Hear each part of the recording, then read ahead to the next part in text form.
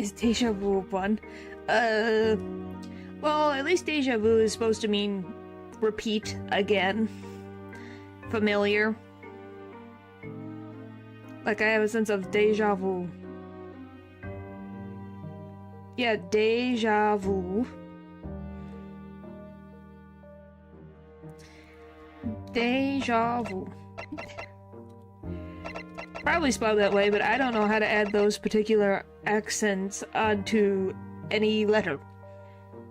But yeah, hello, hello, hello. What? Deja vu?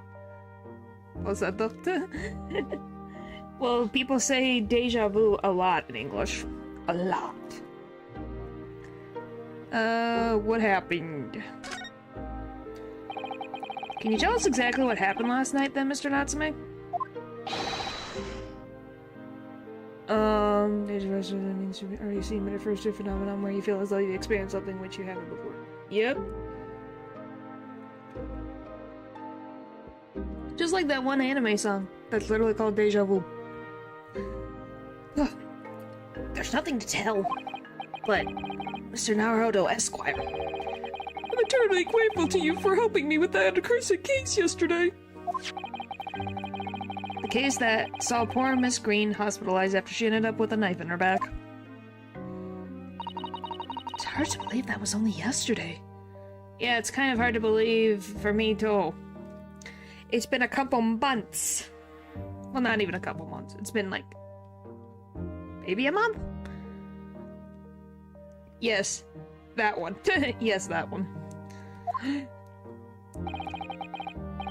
After the trial was over, I trudged my weary way back to my lowly lodgings. And that evening, at past 9, it must have been, I visited Mr. Shamspear. So, did you go to the victim's room then? As we feared. I didn't do anything wrong! I'd never been to his room before! It was the first time! Maybe you really should never go to... and you should never stray from what you're doing, because obviously, anytime you do something different, Sozeki, you end up in a situation of imprisonment.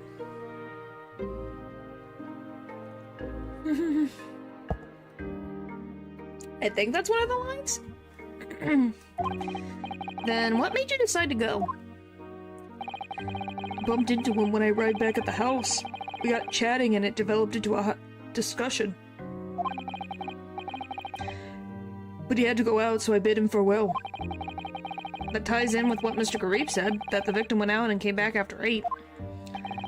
Met again later that night at around 9 or just after, when I took him some nice tea I brewed as a gift. So it was you who brought the tea that had clearly been drunk at the scene then. And I suppose you were discussing the works of Shakespeare, were you? Yes, that's right. That's exactly right. Romeo and Juliet. Who was the stronger? It was a delightful debate. It was Juliet. The answer is Juliet. For that debate, yeah, Juliet all the way. Romeo being stronger. That's funny. That is a funny joke that he just said.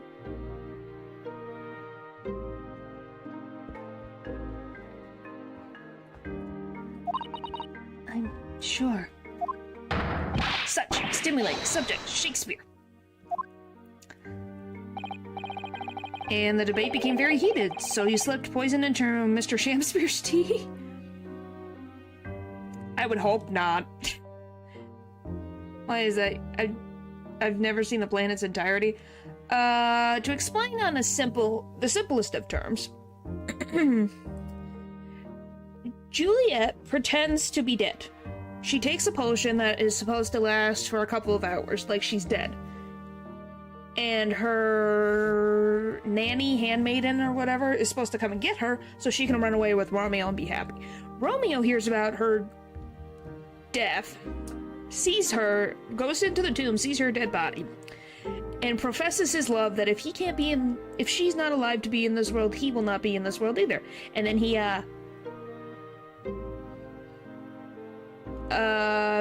cuts bread. Then Juliet wakes up, looks over, sees that, and then she also cuts bread. The end. So yeah.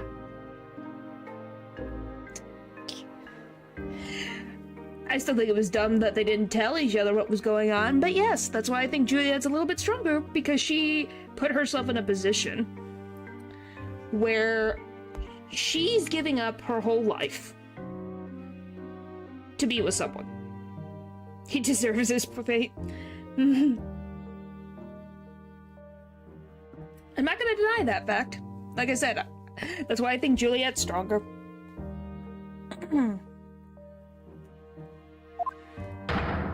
No, never, not at all. Team Juliet won. That was me. And when I left his room, yay, we're on the same team, Soseki. Or maybe not. It was a clever play. I guess that depends on what you consider clever, but yeah. But he, me and Soseki thought the same thing. Woo! And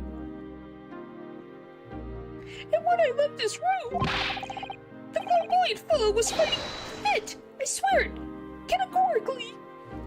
Should stay in jail. We can't be incarcerated again. But if he stays in jail, then he's admitting he committed murder that he did not. Even though it was attempted murder now. You ready to give up everything? Yeah. Hello, hello, hello. Cursed existence. Mr. Natsume, you often say the same thing about yourself, I've noticed. That you have a cursed existence. Sure, I've mentioned this to you before, but I've been here in Great Britain for a year now, and in that time I've learned that it's no place for me. It can be very trying to live in a foreign land and adapt to the ways of another culture.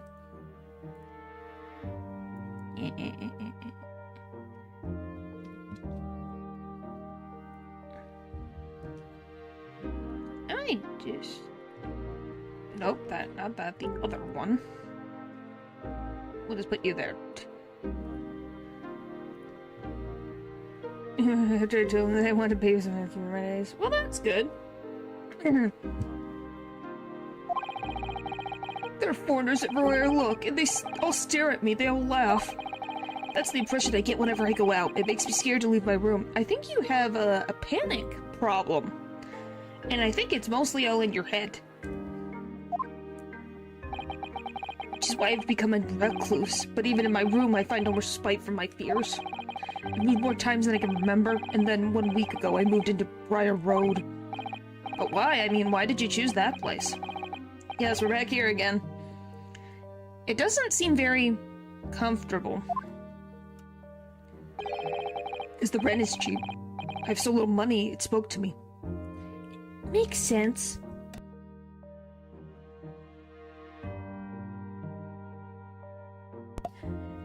Yeah, coupled with social anxiety, on top of being in a completely different country, and you have a very hard time speaking the country's main language. For the same thing as last time? Well, no. Yeah. Yeah, the same as last time. Attempted murder. First it was murder, and then the guy lived. So, you gotta be kidding me, I'm not kidding you. He's the victim, and he's alive. Last episode, he literally came back to life. So yes, he was accused of stabbing this woman, and now he's accused of stabbing this man. This is Shakespeare, not Shakespeare, there's a difference. The rent? Obviously there's a reason why it's cheap, because the room is cursed. Cursed? Cursed how? The previous occupant, the man who lived there before I took the room, died there. Oh! Spirit counterpart then Soseki, to be honest. He's fine. He's in the hospital. But Shakespeare actually exists in this universe.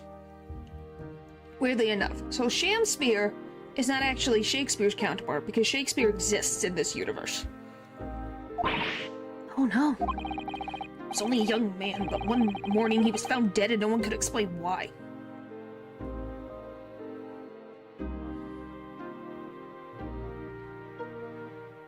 What, someone dying somewhere? I'm just saying with this guy's luck, he's been not having a good lost sibling, perhaps? Maybe, I don't know. He's an actor. Surely no one would want to live in a room with a history like that. I didn't. But the letting agent recommended the place I wavered. But I want books, and books cost money. A horrible history is a small price to pay.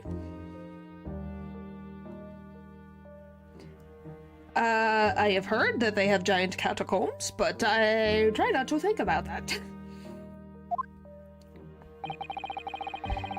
But yeah, it specifically calls him an actor. When I realized it would mean I could buy more books, I signed the lease like lightning. Brave, or blinkered? But after I moved in, I soon came to realize what I'd done. I realized how horrible that room's history really was. Gosh, was it really so awful? A horrible history. How did the room's horrible history affect you, Mr. Natsume? What happened? Yeah, I do wonder what happened. Hang on.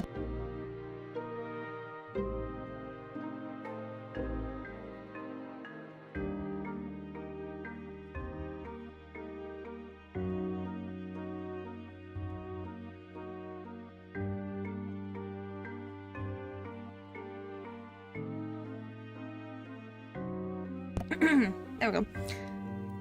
Yeah, what happened in this room? At first, it was just a feeling. The feeling of beady eyes boring into my back, watching me. Was someone watching him while he was sleeping? Do you think that might have just been your mind playing tricks on you? No, my mind doesn't know any tricks. It was someone else. What other historical figures are in this game? Well, Sherlock Holmes is not a real person, but technically he's a historical figure. That's the only thing I can really say at the moment, slash...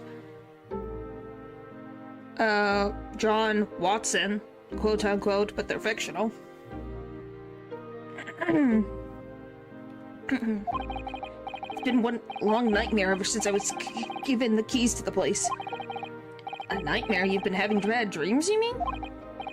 Oh, also who died in that room. I lean over me in my sleep and try to strangle me. That really is horrible. And now I come to think of it, it happened again last night too. The very same night that Mr. Shakespeare was writhing in pain from the poison in his body. I was on the verge of being suffocated silently by those miserable spirits in my room. Somebody must come out of that room as soon as possible.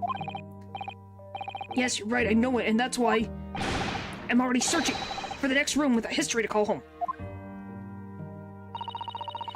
He went home after this, so as we can tell, he probably had a better... I think he was done with this...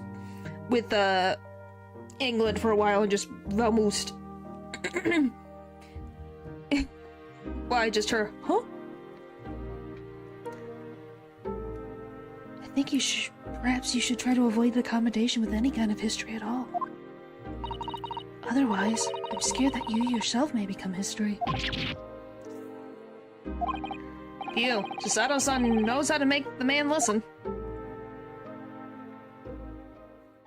Of course. Mr. Lord of the Manor is worried about the curse on my room as well. You mean Mr. Garib? Yes, he knows that if people keep dying there, he'll never be able to rent it out again. Well, that's true. I, for one, wouldn't go near that place. Perhaps that may explain why the landlord paid so much attention to the gas lamps and his tenants' movements. You mean because he's worried about their well-being? does seem to have an unusually keen interest in the amount of gas in the pipes. There must be a reason why he keeps such close tabs on the occupants of his let rooms. It's like to do, and then back to do again. Yes, that is... Yeah, it's interesting. You can tell they really like those sprites for her reactions. What do you mean? He pays so much attention to the gas lamps. Oh dear, no. It's nothing to do with you, Mr. Natsume. Please, forget I said anything. Oh, now you're talking about me behind my back as well. What's important is that Mr. Sam Spear isn't in fact dead at all. Once he comes around and he's able to tell us what happened, we'll be able to get you released. Yes, please. Oh, I do hope you're right. I don't know who that is. Excuse me. Excuse me. Inspector Gregson. Couldn't help overhearing what you just said, and on that note, I have some good news and some bad news.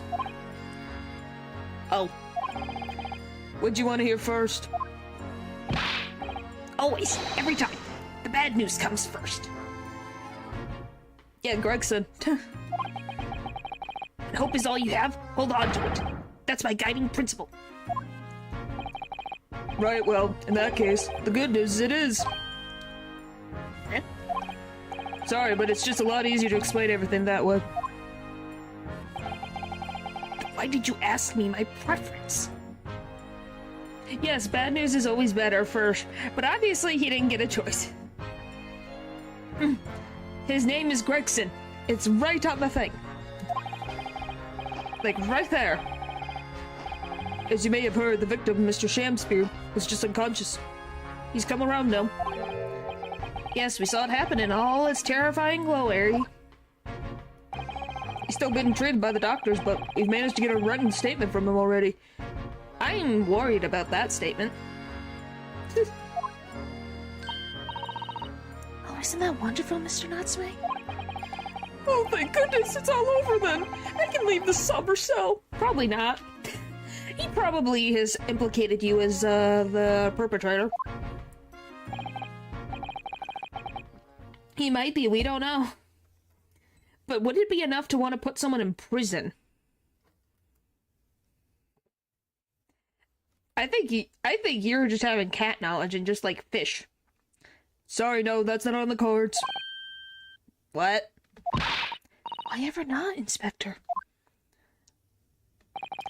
Mr. Shamspear has implicated someone as being responsible for what happened last night. Implicated someone? Oh dear. You don't mean... Sorry to say I do. Yes, he's pointed the finger at you, Mr. Natsume. Wow, he really hated losing to Team Juliet. Yeah. Golly, sorry. By sweet poison did he seeketh to end my life. That wickedest... caitiff? Sosuke Natsume. No. So I'm afraid you'll be appearing in court as planned. You'll be wanting to make the necessary preparations. He's gonna have a heart attack. No! He didn't fall over. And so, once again, Shiseki-san found himself having to take the dock in the Old Bailey. Whether his room was haunted, or whether he was just terribly unlucky, I knew I had no choice. The following day, I would represent him in court, and do my utmost to break the curse that blighted him. Hello, nothing much. Just our poor client over here is stuck in trial again. Second time's the charm. Which way? Do you know what cats have 250 million brain cells? That's a weirdly specific amount. Anyway, would back then, because I know this is England, and they have different rules than like the US. But was there a rule in place where someone who was accused of something and seen as... I'm very confused. I must say. So when it comes to if someone is accused of a crime and they get seen as not guilty, and they can't be accused of the same crime, it's meaning that crime as in the specific case, correct? If you guys know. If you don't know, it's fine. This is me just wondering.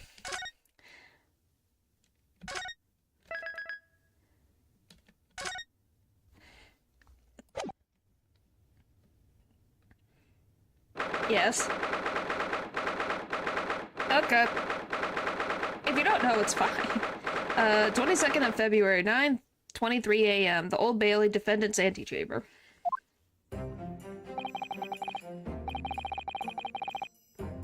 Because you have a smaller brain? It doesn't mean technically dumber. It just means you have a smaller brain.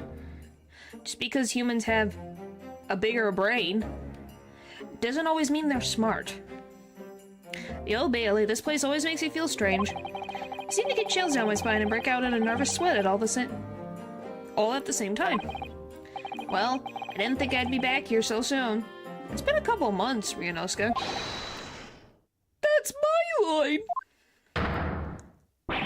Good morning! Ah, good morning, Mr. Natsume. It's only 2 days ago that I was declared not guilty here. Yes, we somehow managed to prove he didn't stab Miss Green in the back. Another morning, another murder, and here I am again in this hole. Can't keep coming to court. I'm beginning to think he's right. It really does seem as though he's cursed. It fits. He sounds like he's whining. And so he sounds like Larry. So it fits, because that's Larry's voice. If you didn't know, this is Larry's voice from Ace Attorney. Well, there's extremely big brains, and yet they didn't make nuclear fusion reactors. Yeah, I'm like, the size of the brain doesn't really matter. It depends on how you use the brain. Life is a curse in of itself. Yeah, but I think this guy's more cursed than the rest of people. Mr. Naruto, I'm afraid I have bad news. Oh. Please don't say more bad news with this poor man. He really will not be here. He might be here in the afterlife. Mr. Natsume, good morning. Yes, good morning. Yes, morning. So here we are again. Yes, again.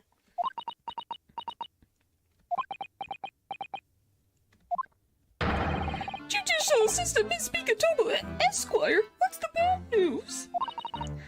Oh dear, you heard, didn't you? If you come in shouting at the top of your voice, people can't help hearing what you say.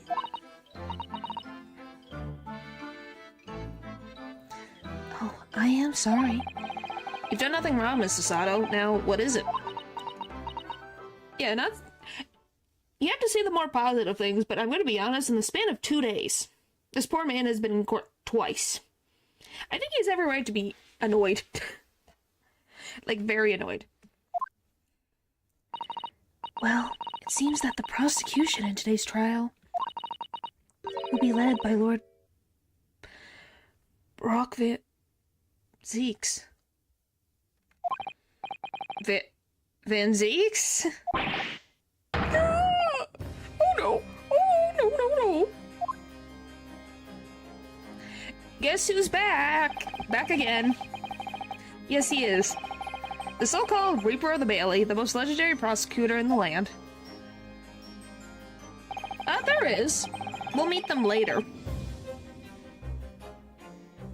I know there's at least one.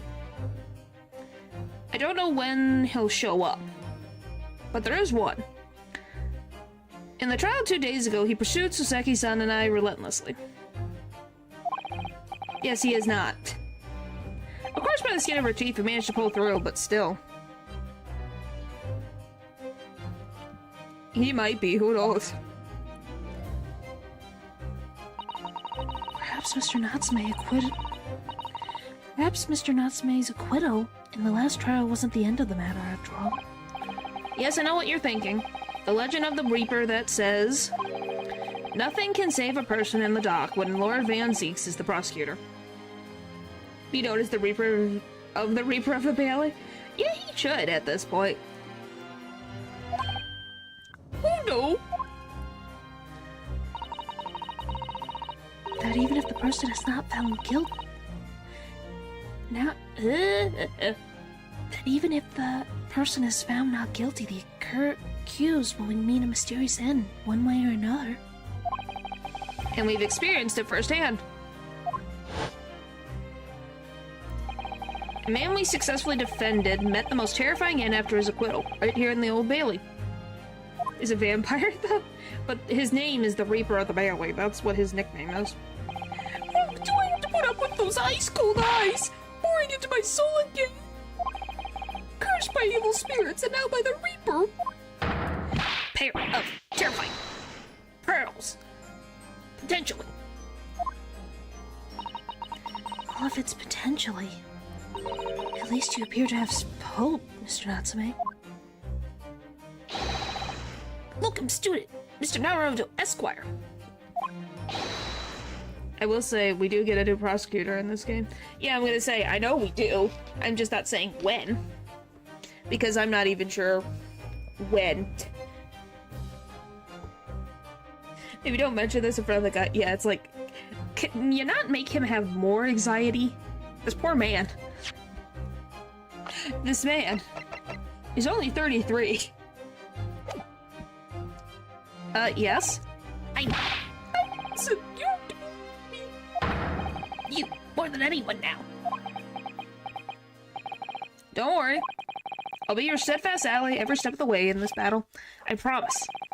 And this promises to be a hard battle, I fear. Well, we don't exactly have a lot of... Like, our freaking... Look at our court record. This is slim pickings.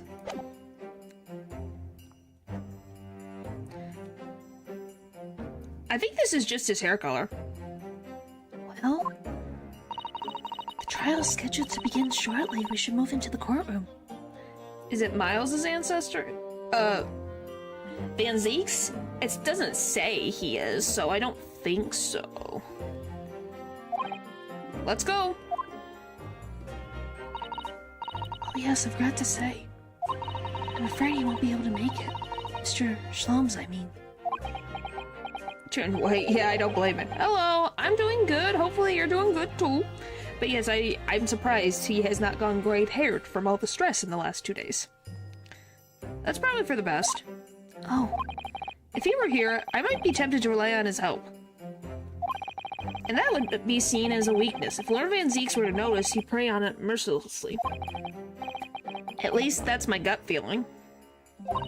Mr. Naruto. You're right. Yes, you're so right. Oh, well said. Welcome, student Mr. Naruto Esquire. Well said. He seems more like Miles' teacher. Yes, he does. He feels more like Francisca's ancestor.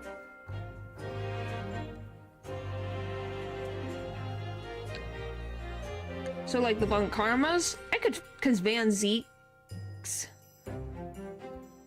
Von Karma? That similar last name.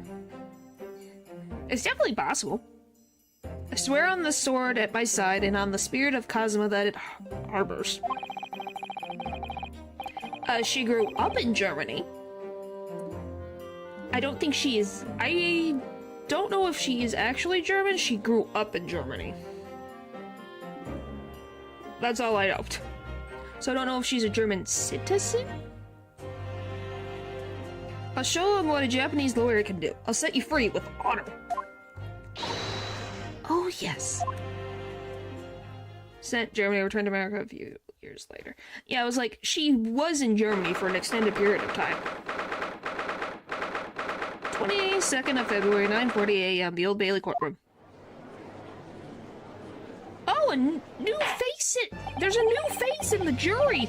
Finally! In the name of Her Majesty the Queen, I hereby declare this court to be in session. I now call upon the counsel for the prosecution and the defense to declare their willingness to proceed.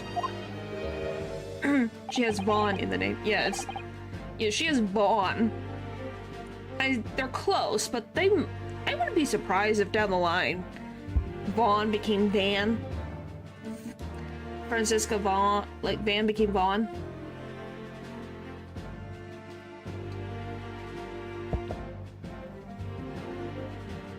I don't know. Anything is possible. The prosecution is ready. The defense is ready, my lord. You guys are obsessed. Hello, there. Happy now? Readiness is for the trial, my lonely pony's friend. It's not what the defense needs. What you need is readiness for your inevitable defeat. Oh boy. It's not just in my imagination. It's really there. Lord Van Zeeks has such animosity towards us Japanese for some reason. Oh boy. It was some time ago now that he first became known as the Reaper of the Bailey, I believe. I think you know, Happiness. You're just saying that, golly. These past few years, he hasn't appeared in court at all.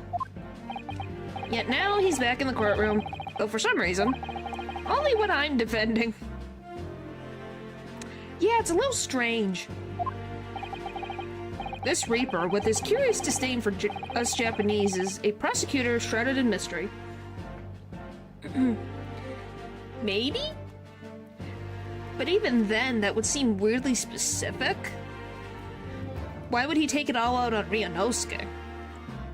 Because he was mad at Magnus because Magnus was a bad person, so I'm assuming there's some connection to the big old mystery in the back from the end of the last game. Possible. Hello. Still, this isn't the time to be pondering that. I have to concentrate on Soseki-san's trial. Maybe. Furthermore, I would now call upon the 6 ladies and gentlemen of the jury. You have been chosen at random to represent the will of the people in this trial. Are you ready to fulfill your duty? Oh, look, it's the guy who hates our guts. Number 1. Absolutely, I've had a feeling this Larkin wasn't innocent before. I must say that I feel especially ruthless on days when my hat refuses to sit right. Oh, but I rather like how you're wearing your hat. I think the ruthless look is very fetching, actually. Has he ever talked to Ashley Susato? No, he has not, from my understanding. What a beautiful sunrise, wow. But look, this is a new juror.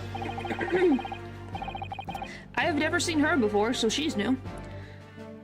I need to be somewhere at 10 o'clock. I have a very important meeting. Let's make this quick. I couldn't agree more. I need to take home 5 bob tonight or the missus will go through the roof. She does look like a noble woman. Oh, may the Lord show us all the light here and lead his flock to the righteous verdict. Okay, what is this juror number 6 sometimes? He's a surgeon, he's an old man, and I guess he's part of the church?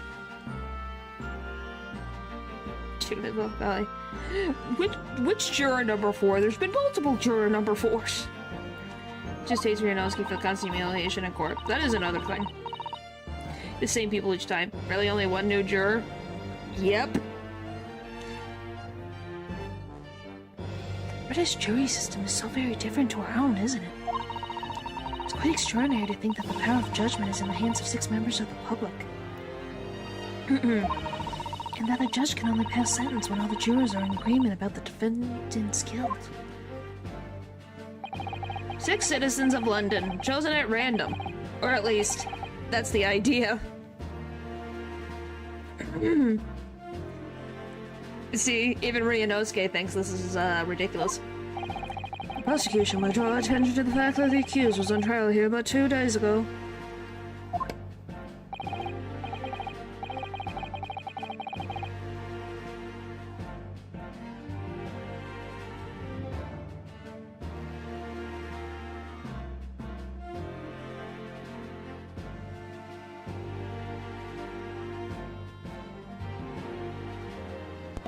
The madam. It's, oh my gosh. Accordingly, where possible, the same jurors have been asked to return for today's duty. Huh? Wait, is that even allowed? The same jurors have been asked to return from his previous trial, but the one lady's not the same lady. And even then, why would you have the same one?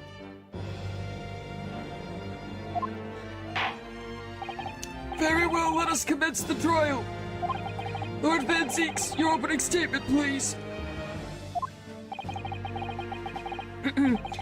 Ladies and gentlemen of the jury, it is not... sorry.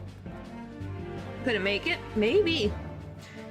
It is not the intent of the prosecution to cast doubt over your past decision. However, in the innocent verdict afforded to this eccentric Nipponese before has had dire consequences. 2 days! 2 days! I'm gonna be honest.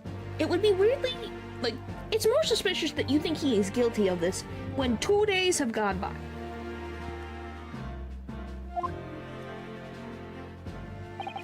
Did the accused repent for his wrongdoing in that affair? Far from it.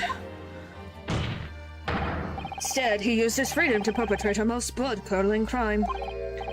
Namely, that of the attempted murder of his neighboring lodger, an innocent Englishman.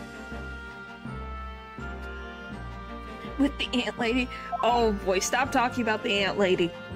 Leave that in the yesterday. To explain the circumstances of the crime, the prosecution calls its first witness to the stand. Oh, the cape's off already. The detective responsible for investigating the scene and the accused himself.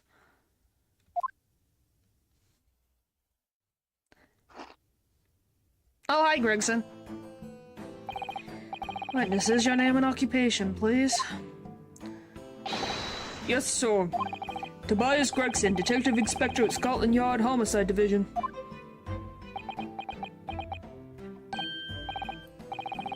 Suseki Natsume, from the Empire of Japan. My government ordered me to come here as a student, to study your language and culture.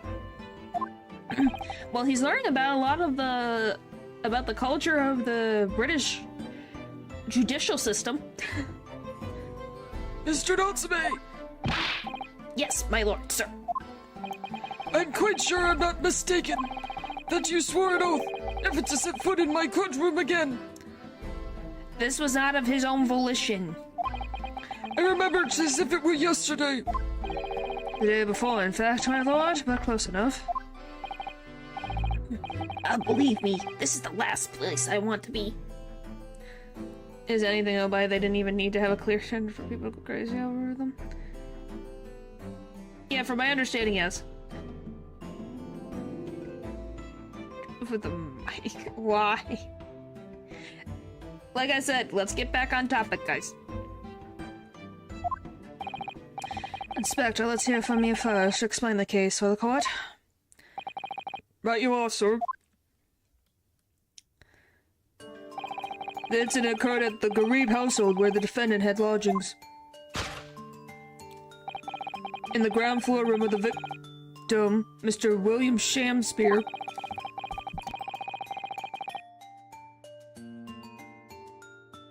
No. We are discussing the...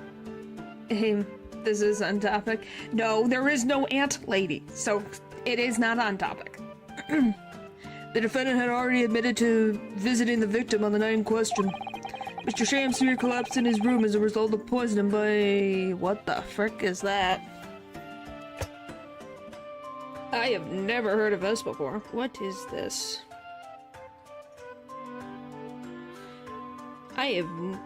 Have you guys heard of this before?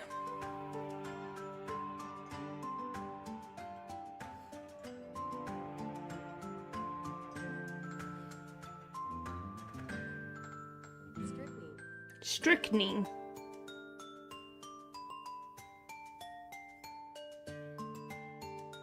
Okay.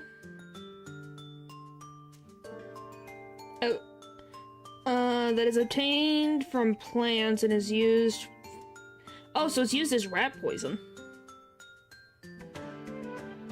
10 important details. Uh-huh. For the central nervous system. Huh. Interesting.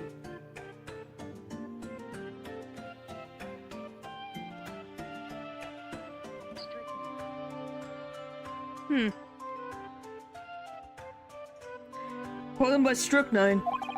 It was found the following morning when the landlord, suspecting something was wrong, broke down the door.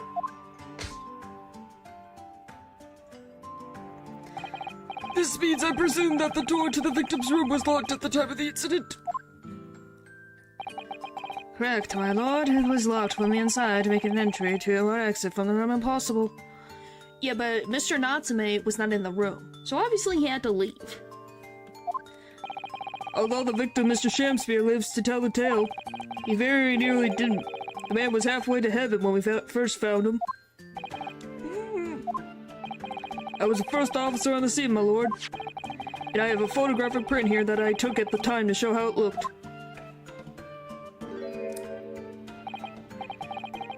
Yes, a chilling scene indeed. The man looks very deceased. Very much deceased. Now I want to see the third perspective of this judge. What? The third perspective of this judge? Anyway, this is a picture, that's for sure. That's right, everyone present believed that exactly what he was. Very much gone. Oh, you want to see the... Oh, you want to see him... when he turns like this. Oh. Very well, I shall accept this photographic print as evidence for the court.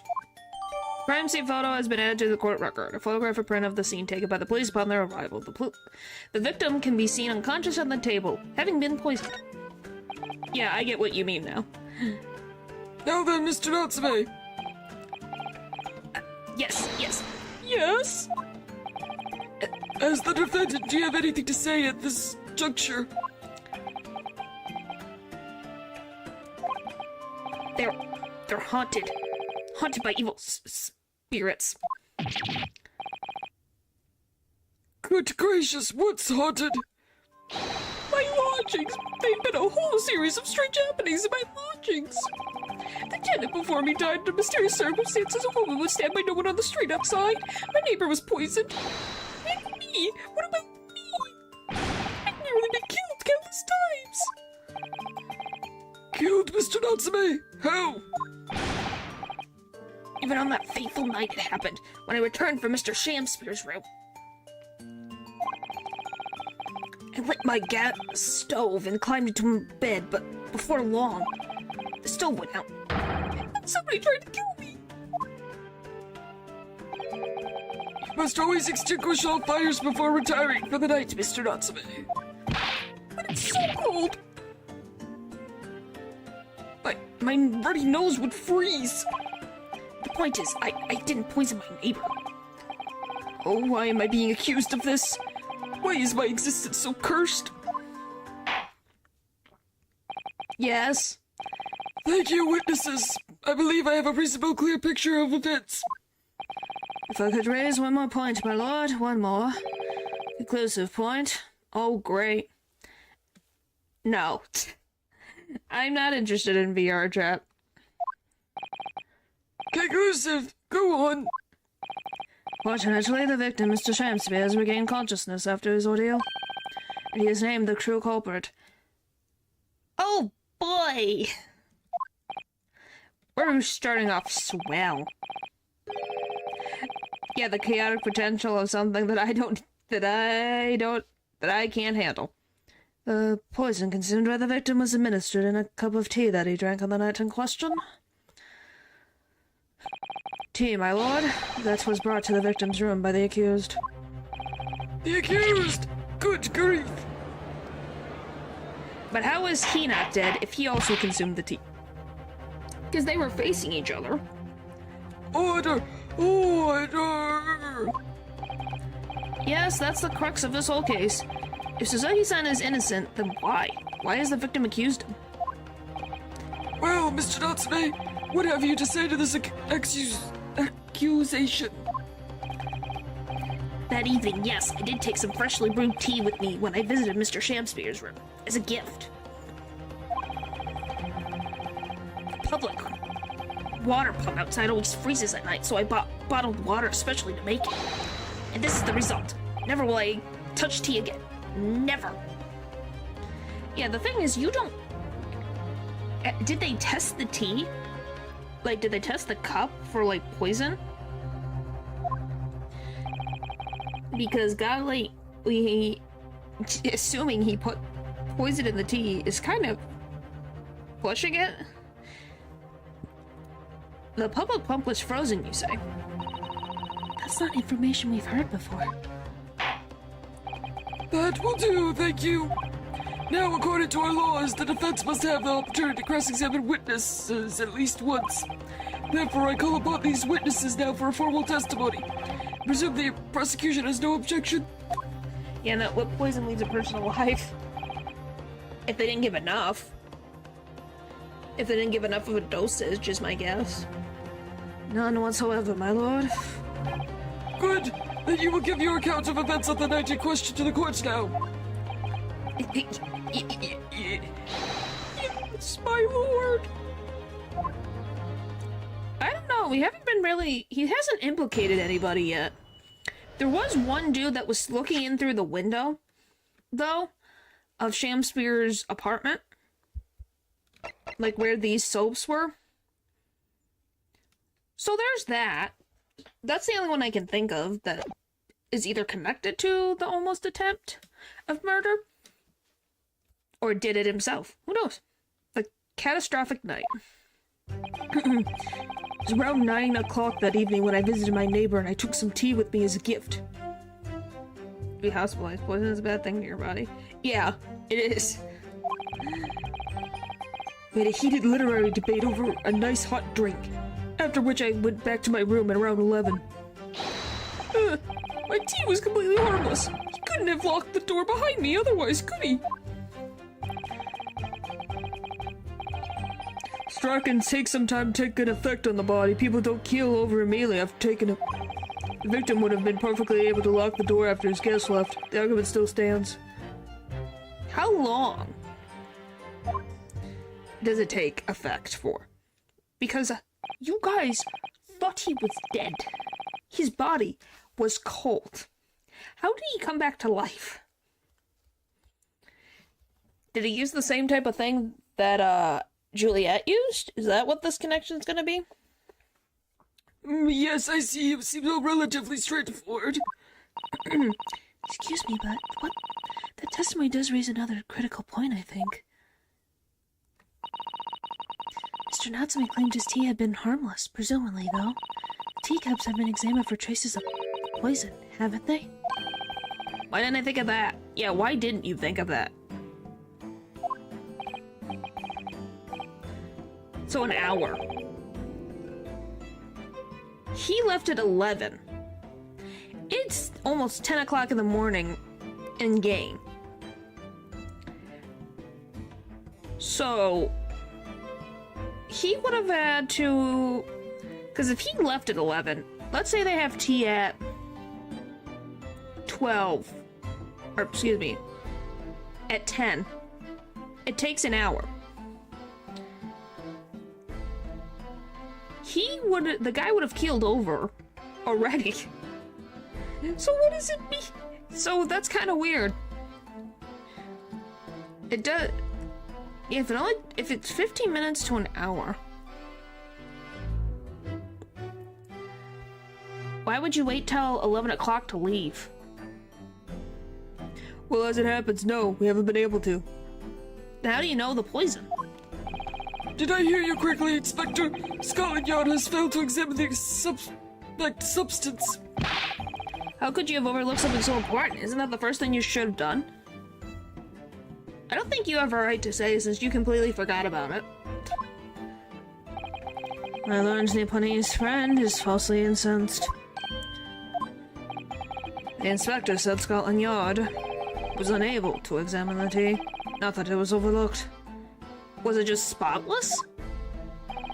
Unable? Why? It's simple enough, there was none left. Not a drop. So it must have been very thirsty indeed.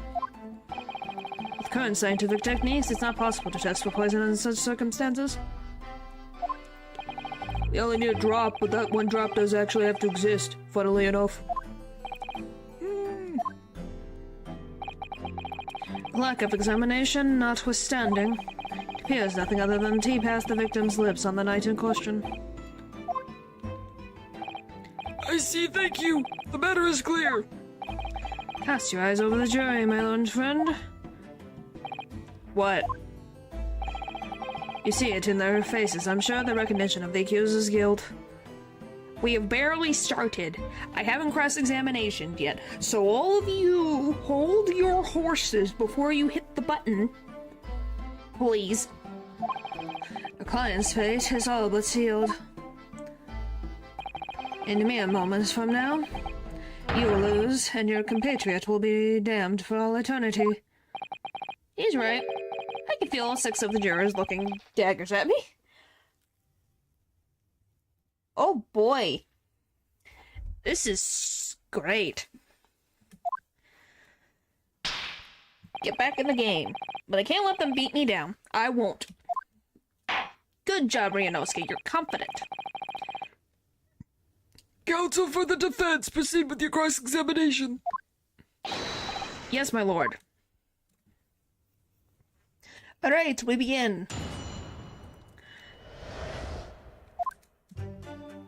It was around 9 o'clock that evening when I visited my neighbor and I took some tea with me. So yeah, 9 o'clock, 10. Is accurate. Were you and your neighbor good friends then? No, we weren't friends. Not at all. Not at all. Never. Ever. A simple no would have sufficed.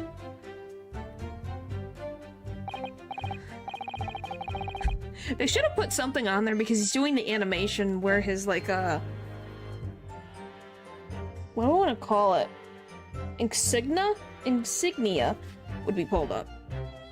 It would not have been that high by them because it says here that he needs only 10 to 30 minutes to do his job. Huh. Well, then, yeah, it must have been such a it probably, like, as it's been said, it was severely poisoned, but obviously it wasn't enough to actually kill Shamspear. Which says a lot. Then, why did you decide to pay him a visit? Mr. Shamspear fancies himself as a great literary knowledge. Poison his Juliet to try to frame the other guy. That's what I said! I don't know if he was trying to frame the other guy. I just was like, maybe it's the same poison that Juliet had. As a fellow scholar of English literature, we find much to talk about together. Come now, no Japanese could understand the finer points of English literature. What the frick do you mean by that, Van Zeeks? Excuse you? He studies English literature. What do you mean? He can read it. So of course he can understand it. And don't tell me that English people know the finer points of English literature. Some of them don't freaking care nor understand it, and they speak the language and can read it. You're crazy, man. There's no antidote? Oh, boy. So they just have to drain his system. Try to kick it out.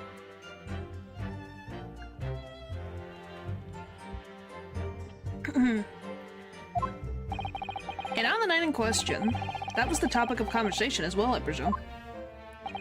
It was the day of my last trial when I was acquitted. I just arrived back at my lodgings.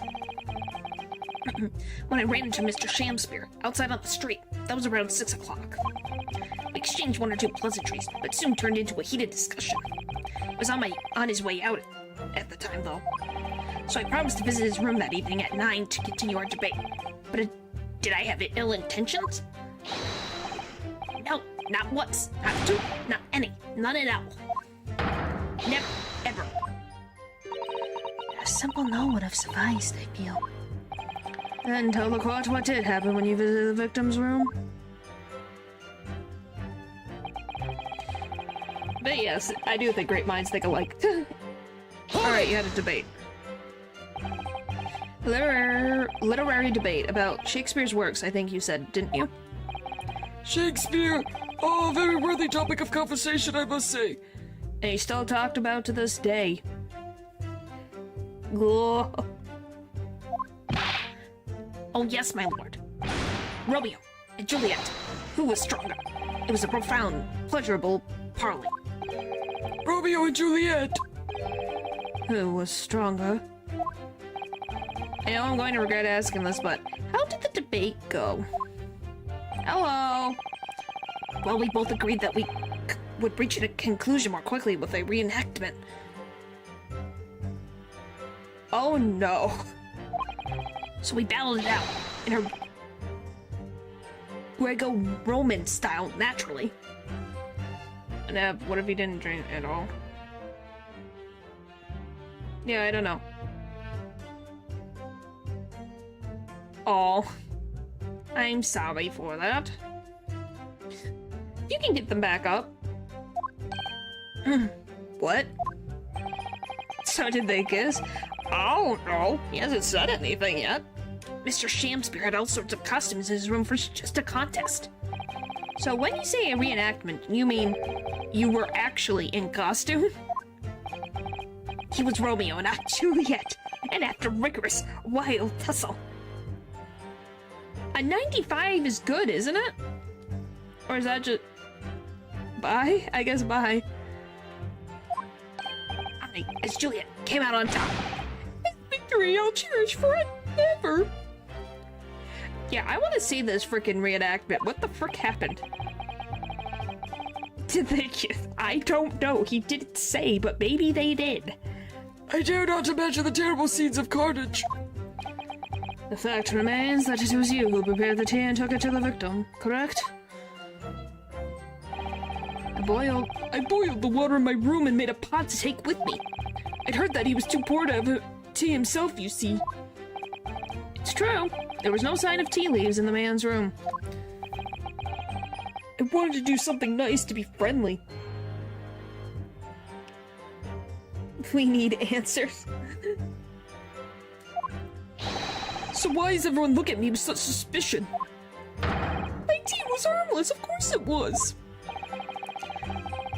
And do you have any basis for that statement, witness? Common sense. My tea was completely harmless. Hold it! Yes, there was not a drop of tea left in the victim's room anywhere, was there?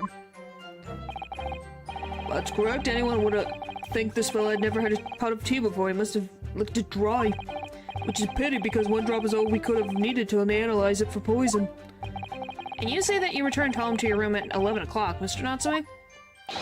Yes, definitely. By heaven and earth, I swear it. That's a little too much. Yeah, I was gonna say, 95 is great. Landlord was able to verify that as it happens. He confirmed that the defendant went back to his room at 11 that night. How is the landlord able to attest to this? He, said it was the lamps, I believe. The lamps, Inspector! When tenants return to their rooms and start using the gas, the lamps in the other parts of the house flicker. Yes, Mr. Graves seems to pay a lot of attention to the comings and goings of his tenants.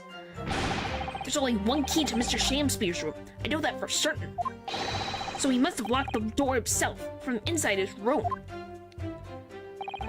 Victim had confirmed that to be the case, yes.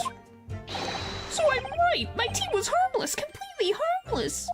If you take poison, you die! Everyone knows that! It's not that simple, I'm afraid. Huh? What do you mean?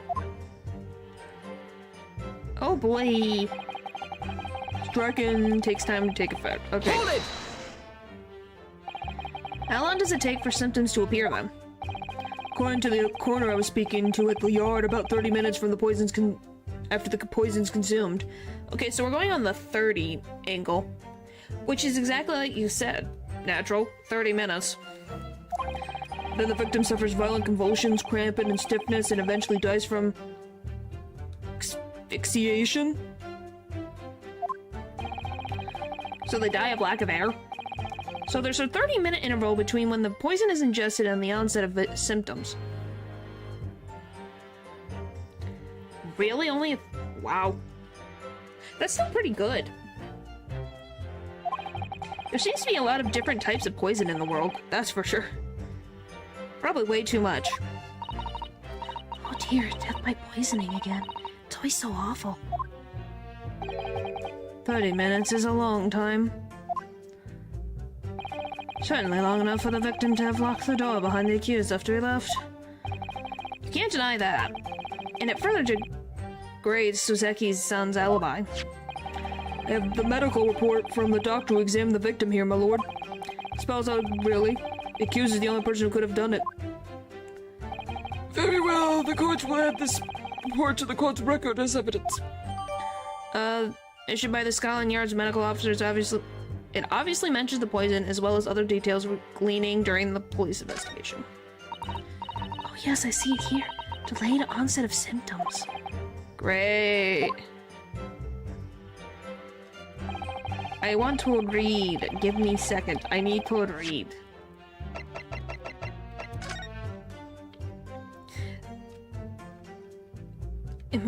Grades matter. Yeah.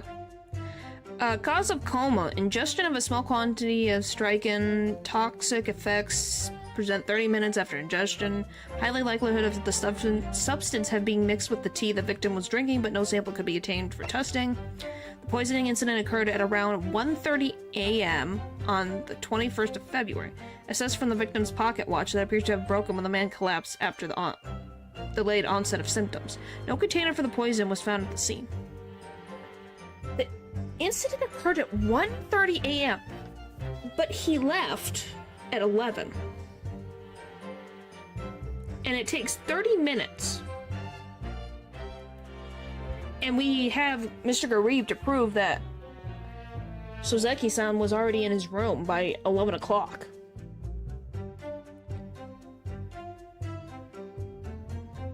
So he wouldn't be in the room by the time he was poisoned. Would have been greatly able to lock the door after his guest left. The argument still stands.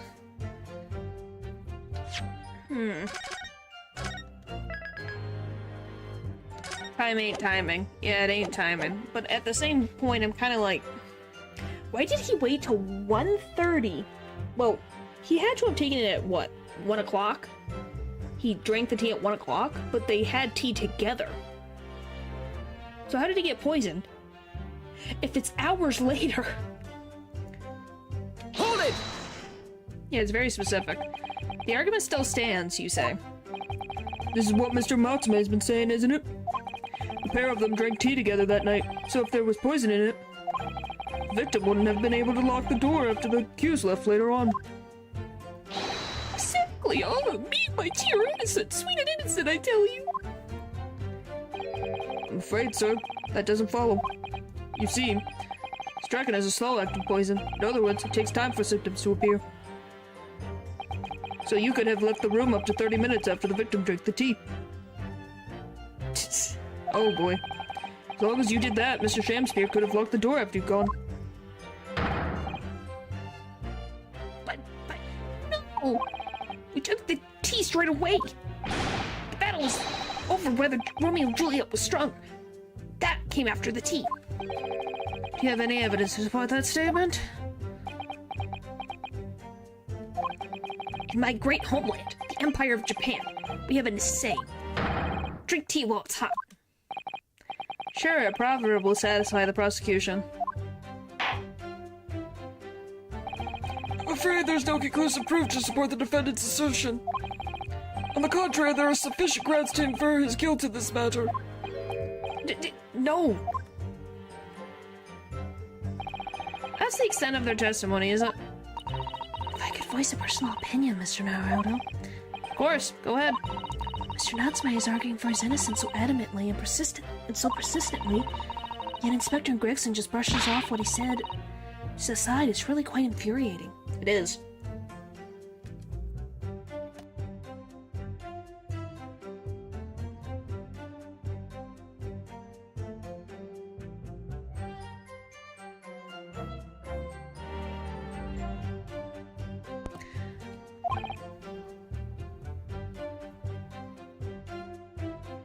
I agree. So we need to find an inconsistency in what the inspector is saying, I think. I'm afraid so. As things stand, the jurors are sure to find Mr. Natsume guilty.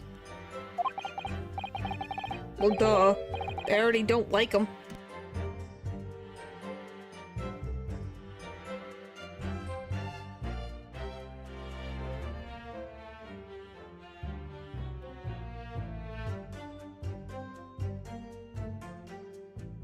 Hello.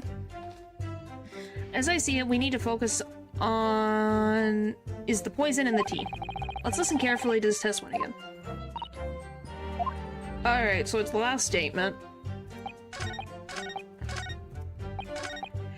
Oh.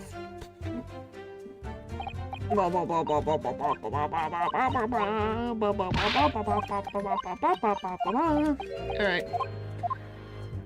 Don't you love when it's the last statement, so if you misclick, you have to go through all that dialogue again?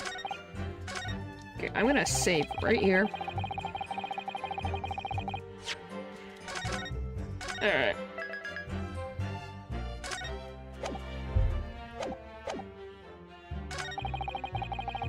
And we're gonna present... Objection! The argument still stands, you say. I think not, Inspector. Come again? I think you'll find that you overlooked a very significant chronological inconsistency here. A chrono what? What are you talking about? According to this report, the victim must have consumed the poison at around 1:30 in the morning. And yet, the defendant, Mr. Natsume, left the victim's room at 11. Yes, that's right. There's more than 2 hours of missing time there.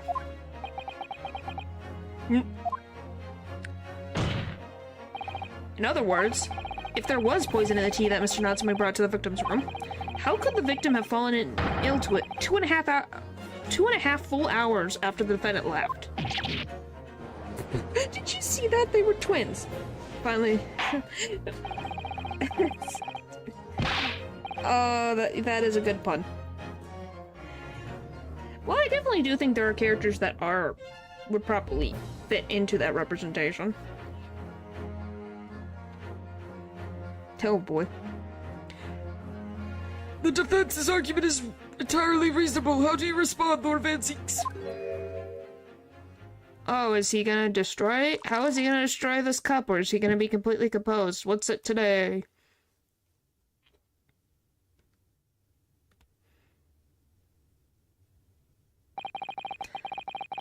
Pray forgive the discourtesy if my mind has wandered. I was considering what cuisine would best complement the contents of my hollow chalice this luncheon. He's not impressed. How could it have happened, you ask? Oh, he broke it. I do hate to shatter illusions, but my Nipponi's friend appears to be chasing a phantom idea. A phantom? It is so hard to imagine that the victim drank his tea after the accused had left. For example, at the time stated in the medical report. Yes, at around 1:30. Why would you drink tea at 1:30 in the morning? Why would you have it at so late? He came back at 8 o'clock. Why would you have tea that late? Objection! Mr. Natsume brought the tea with him to drink together with his neighbor. And in Japan, there is a well-known saying, drink tea while it's hot. Objection! Well, now you're using the proverb? And in my country, there's even more apt saying. There's nothing more refreshing than cold tea. Well, it depends on the tea, everybody. What type of tea did he give him? The point is, if there was such a large long gap. There may be other ways to explain how the victim came to be poisoned. Other possibilities. What sort of possibilities, Counsel? If you say soap, I'm going to laugh. Well, for example, the man could have had another visitor. Another visitor? That's a very bold assertion, my learned friend. From someone who has nothing to substantiate it. Or the victim could have taken the poison out of his own volition. You suggest this may have been a... accident, Counsel? Objection! Mr. Shamespeare has categorically denied, the accident. The idea can and must be discounted. Objection! You have to use facts and logic. Yep, I guess. But he could be lying. Really, Ryunosuke? That's your defense?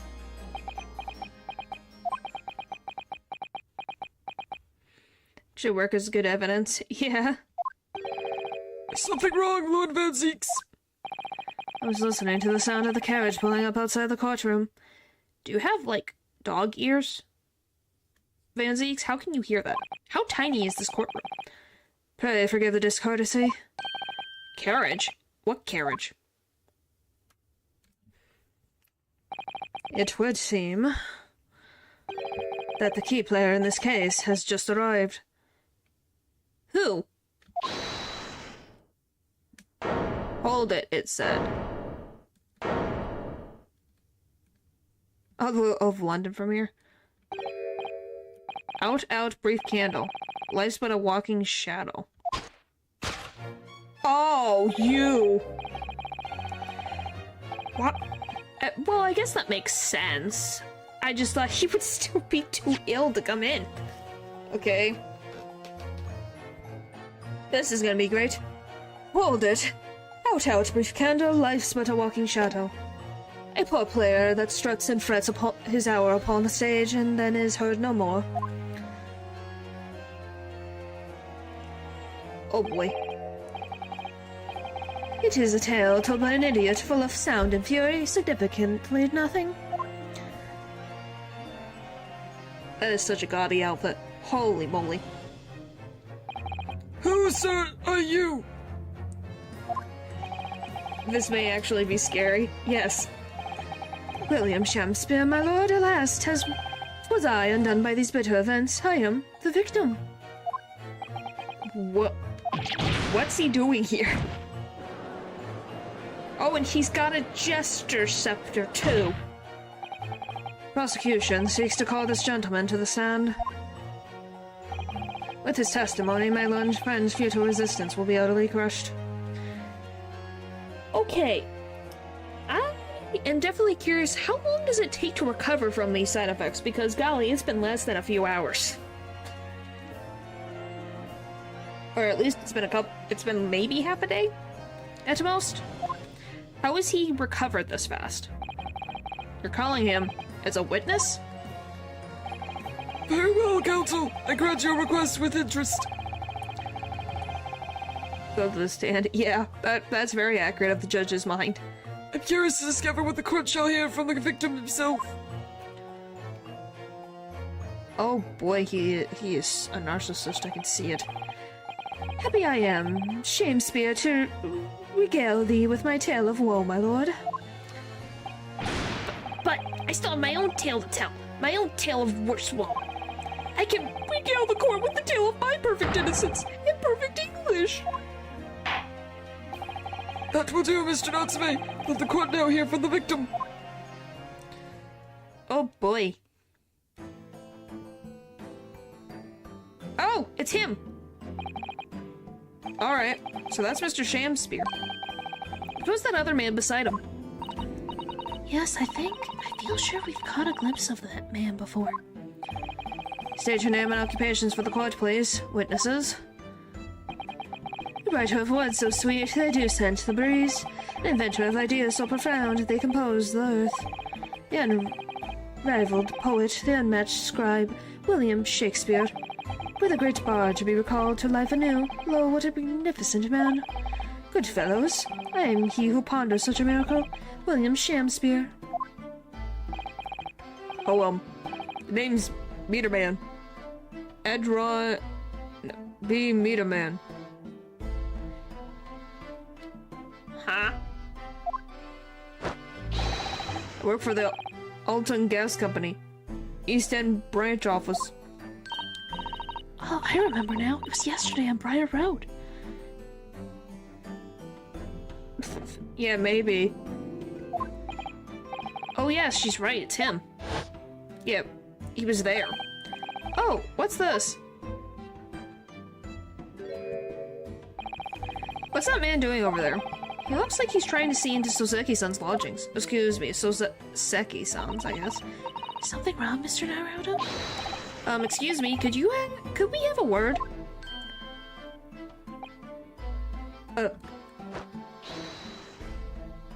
And he ran away.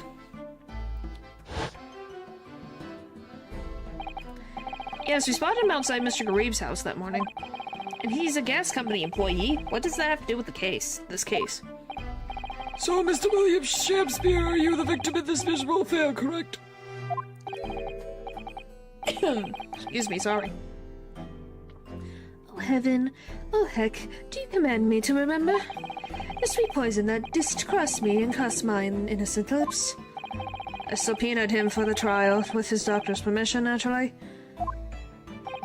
Hearing the testimony of the aggravated will remove any room for doubt from the jurors' minds, I'm sure. Behold, you have only to rearrange the letters of my name to see that me a seraph, an angel indeed. Thus I be of noble mind, as sweet of nature, and verily honest of heart, as all heavenly angels be. I'm sorry, but golly, the narcissism, I can feel it from here. Because there isn't a less contrived meaning in your name. No, not at all. The jurors seem to be very moved by this man, I'm afraid. They're actually taking the serif anagram idea seriously? Thank you, witnesses, for your illuminating introductions. But my lord, what's this man next to Mr. Shamspeare doing here? The gas man, I mean. What, me? Well now. Allow me to enlighten my learned friend. You recall, I presume, your earlier impertinent when you suggested that the victim had another visitor to his room on the night in question? And moreover, the victim is a compulsive liar. What? No, I didn't quite say that. This young chin stroker is here to convert your wild claims conclusively. Is that not so, Mr. Meterman? Eh? Hang on, nope. I'm just here. I hereby call for your formal testimonies. You will tell the court as lucidly as possible what happened on the night in question. One may smile and be a villain. Yes, it doth pain me, but let the truth be spoken, the truth of that wintry night of my discontent.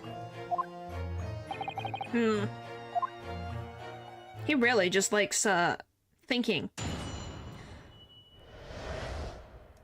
The wintry night of my discontent. Snow lay about. My neighbour did cometh in the evening, bearing a gift of tea. But merry bitter was his drink, and when he left, I did fall prostrate on my table. 'Twas the tea alone did pass my lips that late hour. Not else? I'm assuming it's supposed to be nothing else, but I'm assuming it not else. I was outside this bloke's window in the freezing cold all night, keeping an eye on his room. No one else visited his room but that short little round-backed Eastern fellow. And no one's gonna question why this guy was staring into Shamspeare's room? Like a stalker? Wait, what did you just say? You were keeping an eye on Mr. Shamspeare's room all night? Is an Old English variation of nothing. Okay, thank you. I was like, that's a word. I can read some of the Shakespearean, but that one was like, That's right, because the bloke's window is all but blocked up, ain't it? but there's a little gap in the bricks where you could see it in the room. So I spent the night trying to keep my teeth from chattering as I peered in through that. Became not and nothing later. Oh. Interesting. Question is, sir, why? Thank you, Judge, for asking the obvious. He's like a bobblehead. Ah, well now. That's because he's on my list. What a piece of work is a man. Wherefore whilst thou not stare in my wonderment? What are you talking about? This buzzing busybody hath not part in this play. What? I pray thee, pay him no heed. Make no more ado about his tedious words. What do you say about me? Calm yourselves. This court is concerned with what happened on the night in question. Nothing more. Indeed, that is so. I wonder, does this tell me the guy's... Okay, a young man who works for the gas. He's a witness to the incident. Okay. I thought it would tell me else. And, as the testimony we have just heard clearly reveals, there was no one other than the accused present at the time who would have carried out this crime. Oh boy. The reason Renaissance English seems so weird is authors would add in Old English at times because it makes it look smarter. Aha. But it don't. It just makes it look like, what in the world are you talking about? Well, I believe this may be the final testimony of the trial. Did you get it fixed? Now, counsel, the defense may proceed with the cross-examination. Yes, my lord.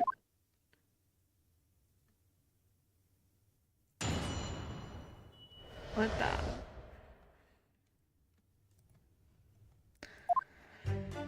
Oh, alright. Hold it! To be clear, by neighbor, you are referring to the defendant, Mr. Natsume? Oh, indeed, sire. Perchance thou willst that I call him the man from upstairs. And what time did the mustachioed Nipponiese visit you in your room? You have never said that before in your life, Van Zeke. What in the world? That is a new one.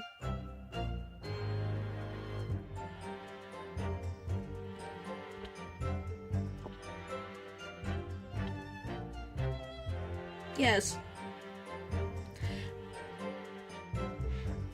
I won't deny, I'm just saying that in particular because I have read Shakespeare's works. And I felt like I was gonna hit against a wall sometimes. Well, maybe not. He actually, for me, is easier to read than Hawthorne, which I would throw his novel into fire if I could. Oh, that his works drove me crazy. Yeah, if you look up Nathaniel Hawthorne, you'll have a freaking whale of a time. If you think Shakespeare has confusing language, imagine density and confusing language all together. It becomes a mess. Our meeting was promised for the hour of 9, and lo did he come to a tender gift of fragrant tea. Details which are in accordance with the defendant's own testimony, yes. And we were Broiled? okay, and we were boiled in such literary debate as history hath not seen before. By which I presume he means... Their discussion about who was the stronger, Romeo and Juliet. So it would be bad. The tech guy figured out the problem when I was using my PC, but the problem is that the water cooler is going down. Oh! I am so sorry. That's probably gonna be an arm and a leg, ain't it? I wish you luck. I, shame-spirited, play the part of young Romeo, whilst my neighbour played the fair Juliet.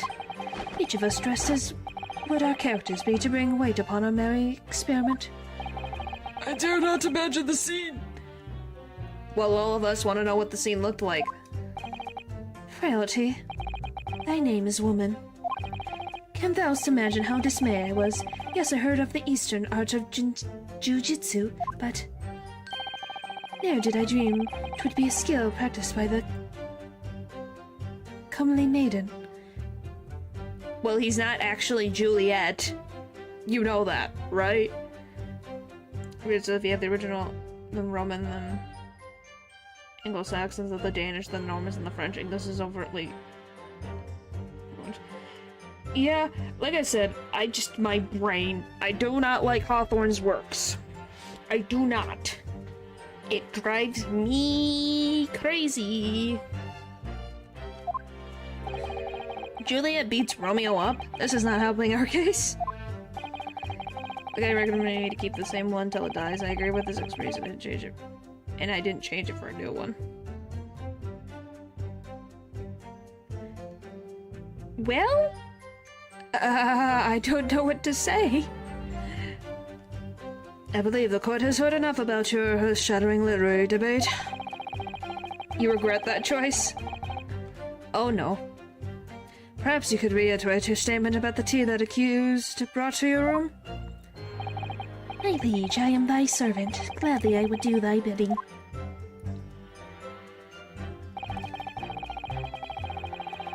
Alright. Next. Let me stop you there. Mr. Natsumi left your room at 11 o'clock, but it wasn't until after 2 that the poison made you collapse. The amount to more than 3 hours of missing time. What in the world is he doing? Do you see this? What the frick is he doing? Is he doing the cha-cha slide?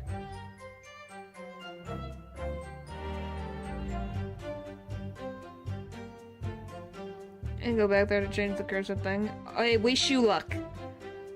Well, hopefully this man doing this random dance will make you smile. Because I don't know how to think about this. He's got his own rhythm, man. Look at him go. Now slide to the left, now slide to the right. Yep. If the defendant had really put the poison into your tea, that 3-hour window of time is something you're going to have to explain. Gladly, 'tis an easy task. What? I did drink of the tea not while my guest did tarry, but after he took leave of me. Faith, 'twas stone cold, but at 1 hour post midnight, verily were my lips parched. Objection! That doesn't sound normal. Nay, 'tis quite ordinary, sire. After all, thou wouldst recall our fairy debate. Amidst such argument, there'd be no time for fairy tea. Romeo and Juliet again, and who was stronger? Which, once again, it would be weird, because then how are they going to react to the poison scene? Did they not use the tea? Mr. Shamspeare, in summary, allowed me to confirm. Did you come here with the intention of naming your attacker? Of course, my liege. 'Twas the stooped lover of words did attempt to shuffle me off this moral coil. We all know what that means. Hold it! Golly, he talks for a long time. So you didn't have any kind of evening meal? Dinner? Supper? Fay and luxury, fay and gluttony. To eat thrice daily is but a waste of time. It's necessary. That is going down, by the way. I need to check with Blue to figure out the word. Oh, boy. Yeah, I wish you luck with that. That's all I can say is hopefully it gets fixed and has no... And that's the only issue. It doesn't cost you too much money. Sorry? I would that my belly were full, no more oft than the sun doth rise. Oh, you were Tibble? Tibble is definitely the most energetic of the cast. Well, most heroic eating habits, I must say. Are we sure that he literally only got so much? Like, why he almost died? Was because he didn't eat enough food? Yeah, he's now jumping like a bunny rabbit. Golly. Night and day do I fill my hours with learned study of the great bard and playwright. Hence is that there doth not in my chamber be then costumes of mine heart. Can he stay put, please? No, he cannot. Apparently not. I think the developers had fun making his animations. That would appear to be the case, as even a rodent was found starved to death in your room.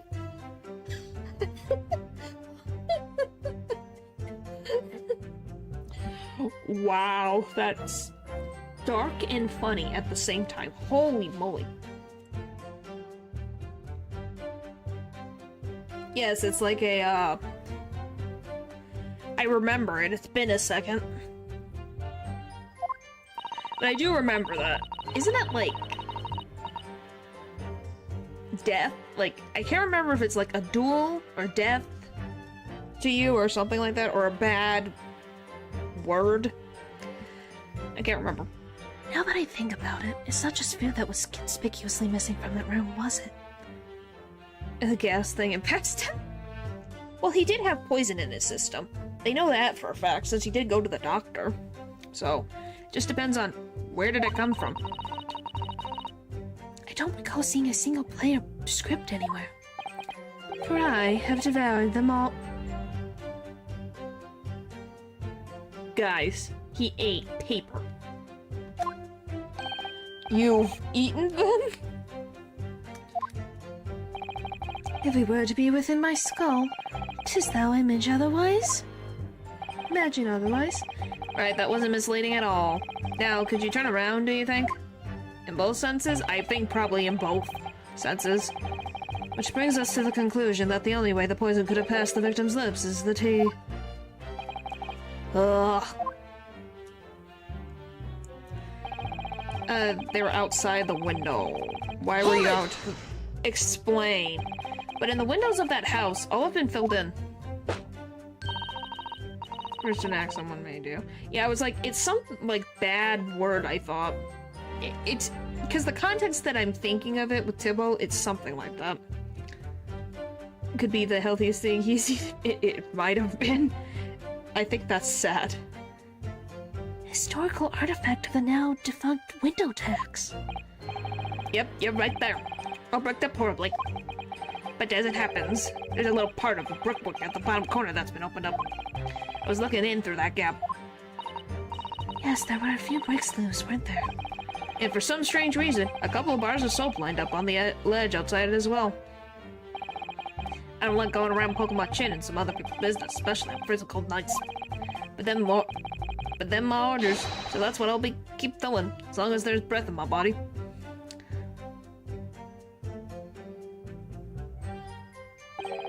What's with all the theatricals today?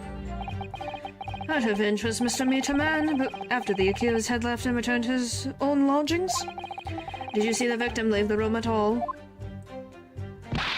Nope. Never left. He was in that room the whole time as far as I'm concerned. And we can therefore discount the possibility of, accident. How can you be sure of that? Police carried out a thorough investigation of the scene and found no receptacle for the poison. And since we know the victim didn't leave his room, and hence didn't dispose of the poison's container himself. Situation itself is fascinating. For instance, did you know why people use them as an insult? Because...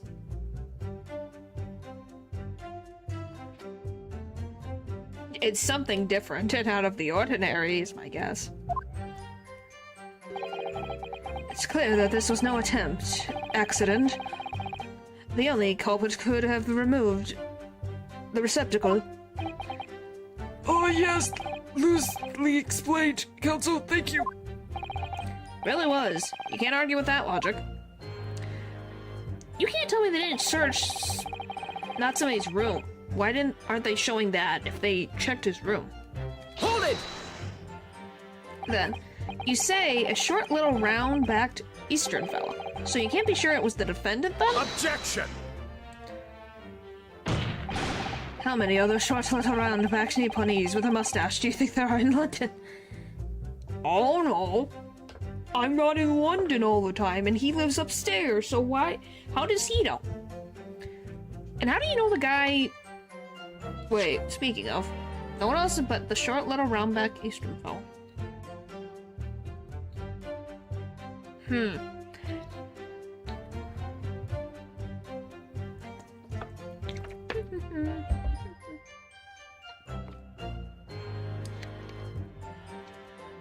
I just, the more I think of it, no one's gonna question why this guy's here.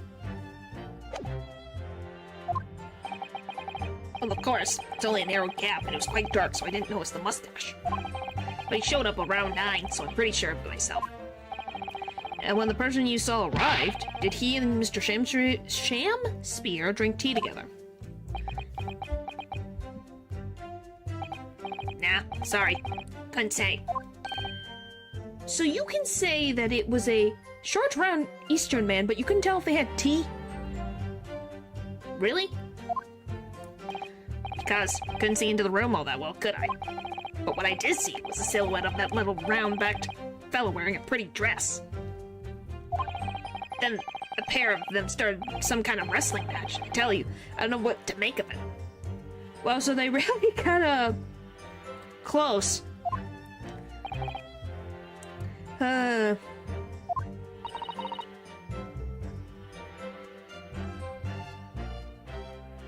my gosh. Wow. I suppose that was the Romeo and Juliet championship battle getting underway.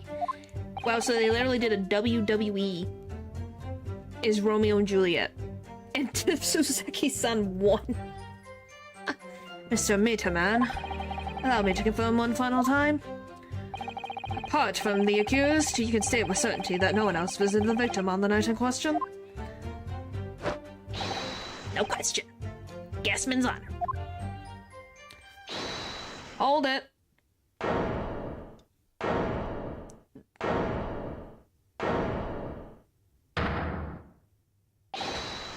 No, why would I do that?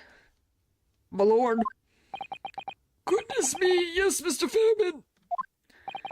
I've kept my mouth shut and listen up now. But this has gone on long enough. Are you all with me?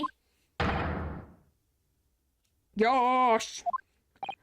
Are we to understand that you ladies and gentlemen of the jury are in agreement with one another? That you've reached an unanimous decision? Too right we have. Are you all with me? Yes! Wait, no! The defense is in the middle of cross-examination. Be honest, I was holding out a bit of hope for you, young man. Especially after you identified those few hours that followed the accused leaving the victim's room. Why would I check for golden teeth? Yes, the 3 missing hours, as he put it. But in the end, what difference do they make? None as far as I can see. And since now apparently there's really no reason to delay our decision any longer. I was saying like before, if I don't take 5 bob home with me tonight, the missus will blow her top. What was that? Sorry, I didn't quite catch what you said. These reds are stupid.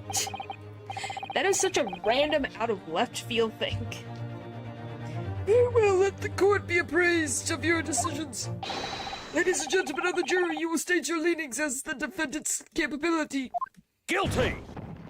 Guilty. Great. Guilty. Guilty. Guilty.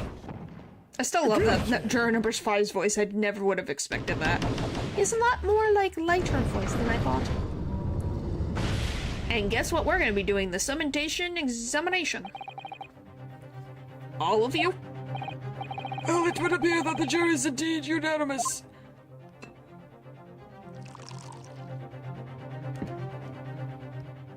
My gosh. So this time at least it seems justice will be done. All's well that ends well, as they say. No, I did not. This calls for a toast, I feel. To the guilty being punished. Oh boy. Get up, Mr. Naruto, please. The trail isn't over yet. What do you mean, Miss Sasato? What about the information I found in this Encyclopedia of British Law I have? Golly. I just want to check. Is there anything in here?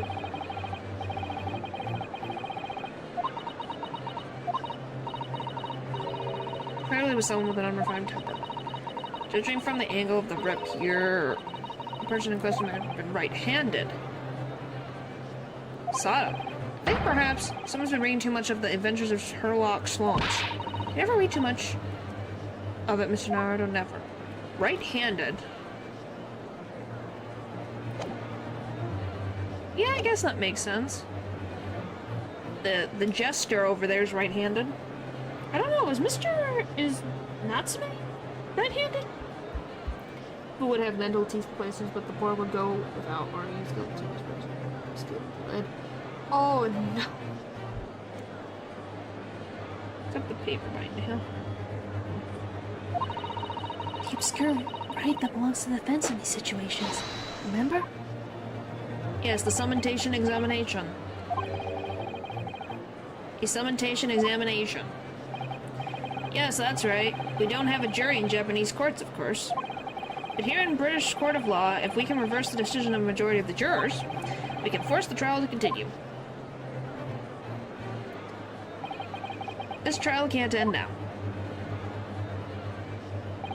Whatever it takes, I can't just let that happen. The defense vows to invoke its right to a summontation examination, my lord. Why am I not surprised at my Lord Nipponi's friend's inability to admit defeat? Oh, well, you can just shush. You can go have more wine or whatever. If you are so confident in it, this shouldn't be an issue. You choose to cling desperately to some archaic rule you barely comprehend instead of accepting the truth. Certainly no other defense counsel in recent times has exercised the right to summontation examination. Because they all know that once the jury's mind is set, it cannot be altered. I've altered it 4 times? I did. 3 times.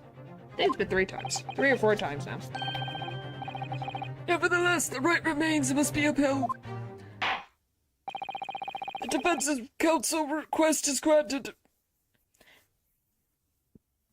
Never back down, never give up. This court will proceed with the summontation examination as outlined in the Encyclopedia of British Law. Thank you, my lord. Are you and your fellows prepared, Mr. Foreman? Leave me, my lord. I don't know all about this young lad's tendency. We're ready for it. Very well. In that case, ladies and gentlemen of the jury, I hereby call upon each of you to state the grounds upon which you find the defendant guilty of the crime for which he stands accused. New design, I always thought the fact that he carries the sword to court with him is really cool. He always had the sword in court with him before. It's just he has a different outfit on. The victim may not be well off, but he's a nobleman. And straight up, there's no reason to doubt the man. He's a nobleman, but he eats paper to get by. Well, I do declare that good gentleman has no reason to lie. In fact, I think he's rather splendid. Just look at the accused by comparison. He's Japanese, stoops over a while, and he has a mustache. Very fishy. What the frick do you mean? Just because he's Japanese doesn't mean anything. And 2, why does it matter that he has a mustache? I personally don't like mustaches, but you can grow a mustache? Why is it suspicious that he has a mustache? This story doesn't change. It's my favorite part of both these lines. Makes sense. There's no evidence to suggest that a gangling actor is a fraudman, for now at least. Oh, I really don't care, I just need this trial done quickly. 3 hours of missing time is nothing when you reach my age, you know? Nothing at all. Of course. Juror number 6 is always a splendid person to discuss with. I know that every single one of them seems completely convinced. It would seem that all the jurors have come to the conclusion that Mr. Shamspeare is a fine, upstanding, and honest citizen. If you ask me, that all have been bewitched by his strange theatrical movements. Sadly, nothing Mr. Natsume has said appears to have registered at all. Well, here goes. Let's not forget. I've pleaded with the jury on Sasaki-san's behalf before and it worked. So you never know. Before you begin, It might be an idea for me to remind you exactly how summonation examination works. Oh, I know how it works. I hope he tries to draw it one day, but it just snaps because he forgot to he would never. It's his best friend's sword. He could not. I don't need to hear it. Should I let her talk to me through it again or not? I don't need it. I'm good. Thank you for the kind offer, Mrs. Sato. But I've been through plenty of these summonation examinations already now. I think it's important that we don't delay the start any longer than necessary. Of course, I understand, and I'm quite sure you're right. If you're confused by anything at any point, you can turn to me for advice whenever you like. Thank you, Sato. I'll be here for you. The key to this is really listening carefully to each juror's statement. Finding two that are contradictory, and pitting the corresponding jurors against each other. Sort of forgetful thing his family might do, or rather not do. If this is the position that he's in because of his friend's quote-unquote death, I don't think he would forget to maintain the sword. That would be really bad.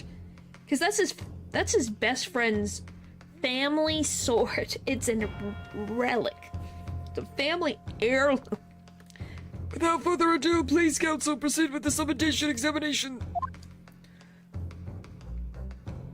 Oh, that was a big, deep breath. Yes, my lord.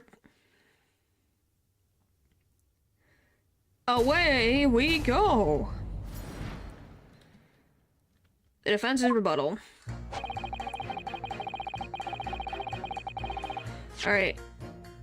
Marino's gaze and a swordsman might just not know how to do it. That is a possibility. Because he has not drawn the sword yet, so I guess anything's possible. Okay, tell me about this noble. How do you know he's a nobleman? Well, there are plenty of people in London who seem to be noble but poor. Can some of them also be liars? No doubt about it. Like that shaky client of yours, for example. They have many things to occupy their time. True. Absolutely not. Mr. Natsume is no liar. Look, the point is, the only thing that passed the victim's lips that night was the Japanese man's teeth. When you take the gasman's testimony into account as well, the truth couldn't be any clearer. Well, that's alarmingly logical. But let me be frank here. I'm a gentleman with a gentleman's values. And if it turns out that the old Shakespearean chum is a rotten liar after all, I'd gladly change my decision about the defendant. And I'm sure my fellow gentlemen on the jury would do the same. Isn't that right? Well, yes, perhaps. They don't see it happening. What's that elderly gent on the end here, you know? You'll have to speak up. Look, I don't really care about all the nonsense. I just need this trial to be over. How many gentlemen do we actually have on the jury, then? Alright, sir. I may hold you to that. Don't forget what you just said. Okay, so he's probably one of them. Reconsider my position. Well, I do declare he's a gentleman with no reason to lie. Hold it! Why do you think? Why is your Jeffrey? Is he looking back? Oh boy. Are you saying you believe the man to be trustworthy because he's rather splendid? No, that's not what I said. The point is, the man is the victim here. What reason would he have to lie? And yes, he is rather splendid. So she finds him attractive. Great! I have to somehow defend against that. Great. Great. Anyway, at the end of the day, because I don't know what to say.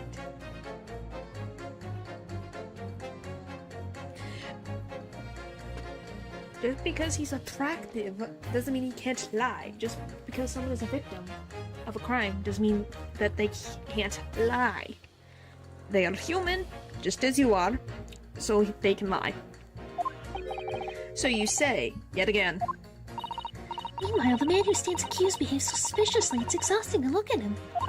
I'm afraid he's not splendid at all. I can lie and people will believe it. Good to know. I guess in some people, because she's apparently just blind. Splendid logic there, ma'am. Thank you so much. Look at the accused by comparison. Hold it! No, not one of those things is a reason to find the man guilty. But he's fishing. There's no point dancing around the fact. Now my question becomes, what does him being Japanese and having a mustache have to do with anything?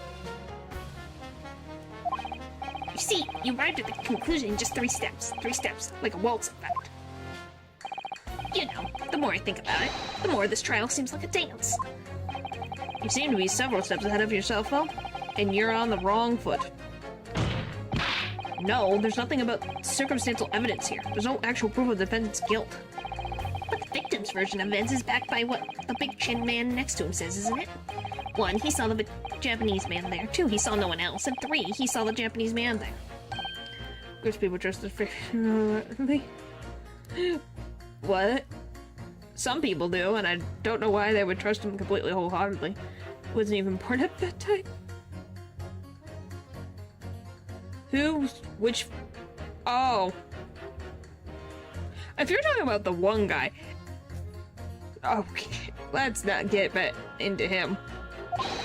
There's another 3 steps. All this really does seem more like a waltz, doesn't it? Right, and the prosecution will waltz its way to victory if I let you speak much more.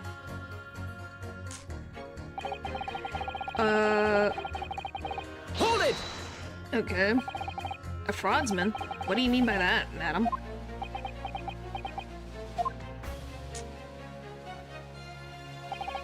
It's really a most tiresome problem for the company, most irritating. We can be absolutely certain that a customer is stealing from us, but without hard evidence. We can't even threaten to take action for fear of being sued. It took me a second to realize what you were meaning. I'm sorry you lost me a little there. Who are you?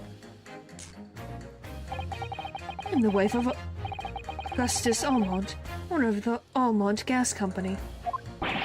Good gracious! Almond gas, you say? Gas is the future of energy in this world and around the globe, but proper handling is essential. As I'm sure our employee from the East End branch office would be first to agree. No, he's talking about another man that everyone hates. What did you expect, her to not be married? Absolutely, Lady Quimby. Gotta be used properly. Almond gas is the best in the world, of course.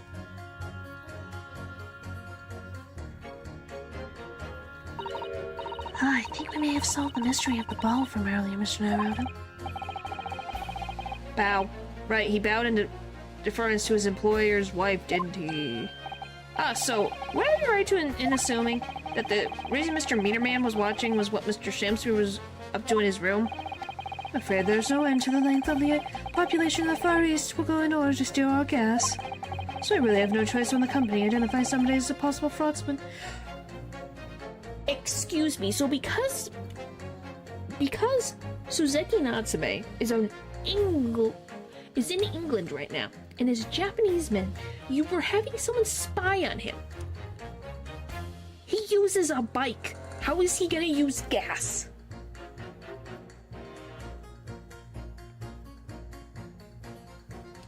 Like, what in the world? He uses a messed up bike. What is he gonna use gas for? But to dispatch a worker to watch the suspect day and night, we're very thorough in our investigations. So you mean Mr. Shamspeare is... I wouldn't come out and say it in public. But you can finish that sentence with a grubby little gas thief. Wait. Let me read that again. It is, but I'm confused. And to the East End. Okay, let me read this thing. Let me read this. I'm sure our employee from the Far East End branch office will be first to agree. So if I'm assuming the reason Mr. Meterman was watching Mr. Shamspeare was up to his room, I'm afraid there's no end to the lengths of population of the East End Okay, just the population. So we have no choice when the company identifies somebody as a possible. Okay. Yeah, I'm like, okay, so she's talking about Shamspear stealing the gas. The way that it was worded, because they say the Far East, and you know, this guy is not exactly helping right now. With me thinking that she's having him being watched because he was a Japanese man. I was so confused. Okay, I get it now. The wording was really off. You have noticed the public gallery in here, have you? The eye of man hath not heard, the ear of man hath not seen. Faith, whilst thou wound me with thy words, were I to let them penetrate the skin. But seraphs hear not insults, only choirs of angels in song. You may not have evidence yet, but my workers won't stop buzzing around until they find it. And when they do, they'll find yourself blasted back to your angelic heights in Almont gas explosion.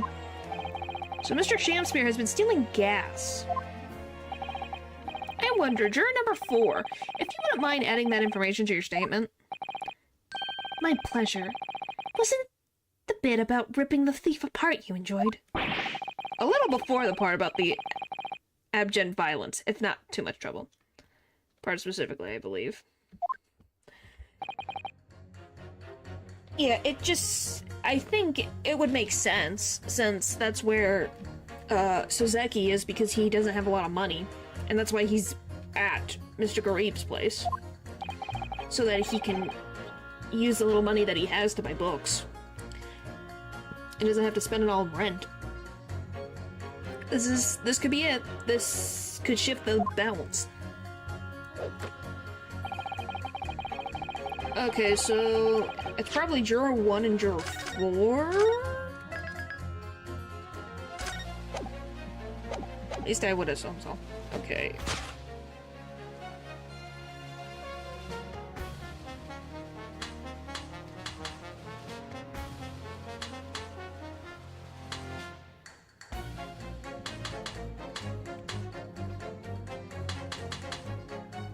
Objection! Let's try this. These two statements clearly contradict each other. Good gracious! To whose two statements do you refer, counsel? Juror number 1? Eh? What are you yelling about, lad? I presume you've heard juror number 4's statement, made by the wife of the owner of Almont Gas. Well, yes.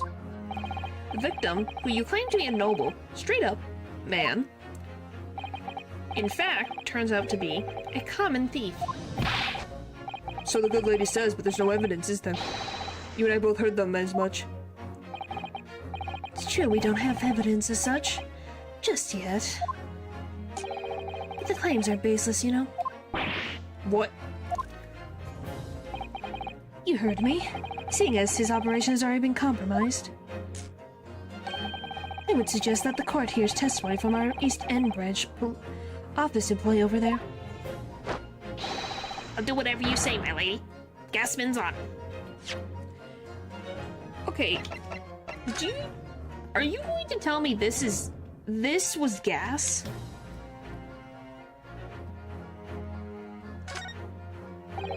Oh.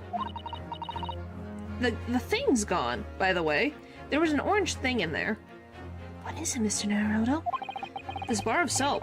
When we first found it, I could have sworn there was some sort of round disc in this depression. Just here, a reddish one. Yes, you're right. I remember it too. But now the depression is completely empty. Where could the disc have gone? Okay, this is a very random question, but can gas be solidified? Like, was this gas then? That he put in the soap and had it solidified outside?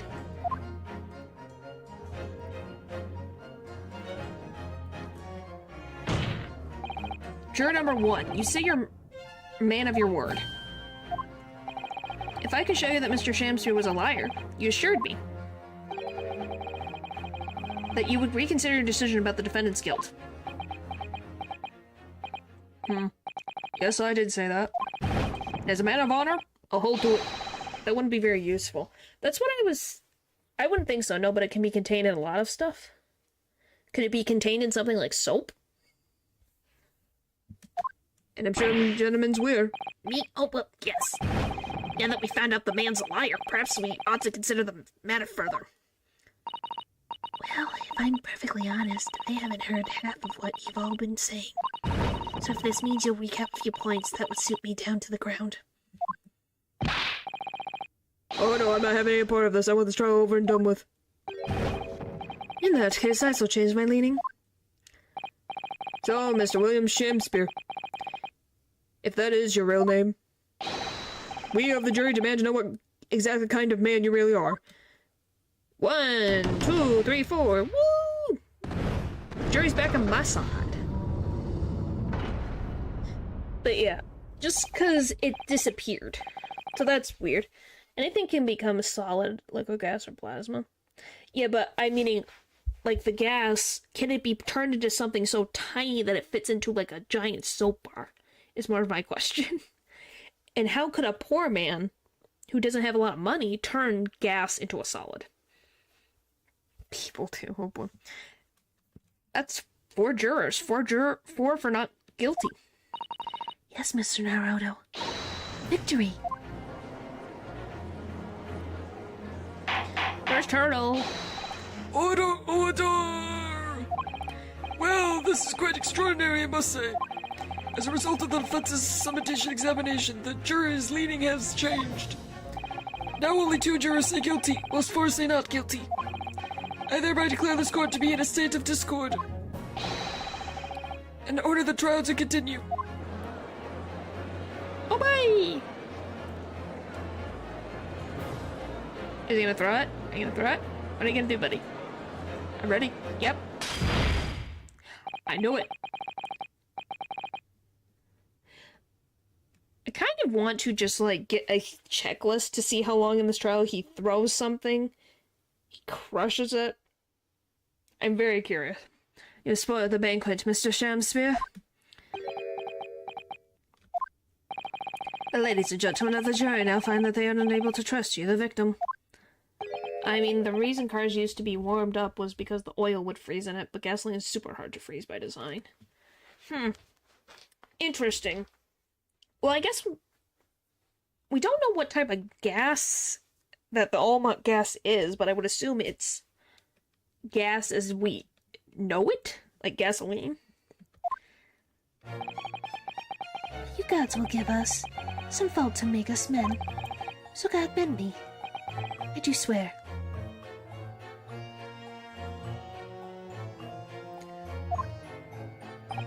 This gasman speaketh that which concerns him most, but not by gas, not by thin air.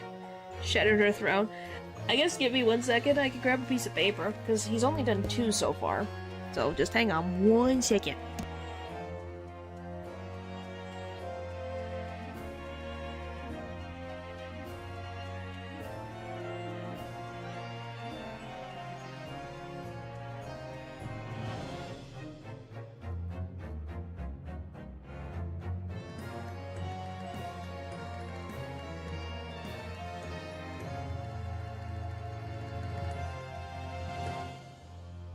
Well, yeah, he's supposed to be an annoying Shakespeare fanboy, so he, of course, can't be quiet. You know? Alright, there's only been 2 so far. But yeah. And there's been 1 shattered and 1 thrown. Never understood. Pretty much it's someone is being ignorant to things, from my understanding. Is you hear no evil, see no evil, speak no evil.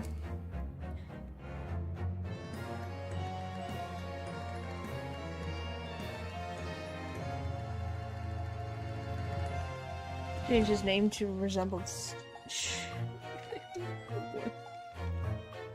Alright, let us continue.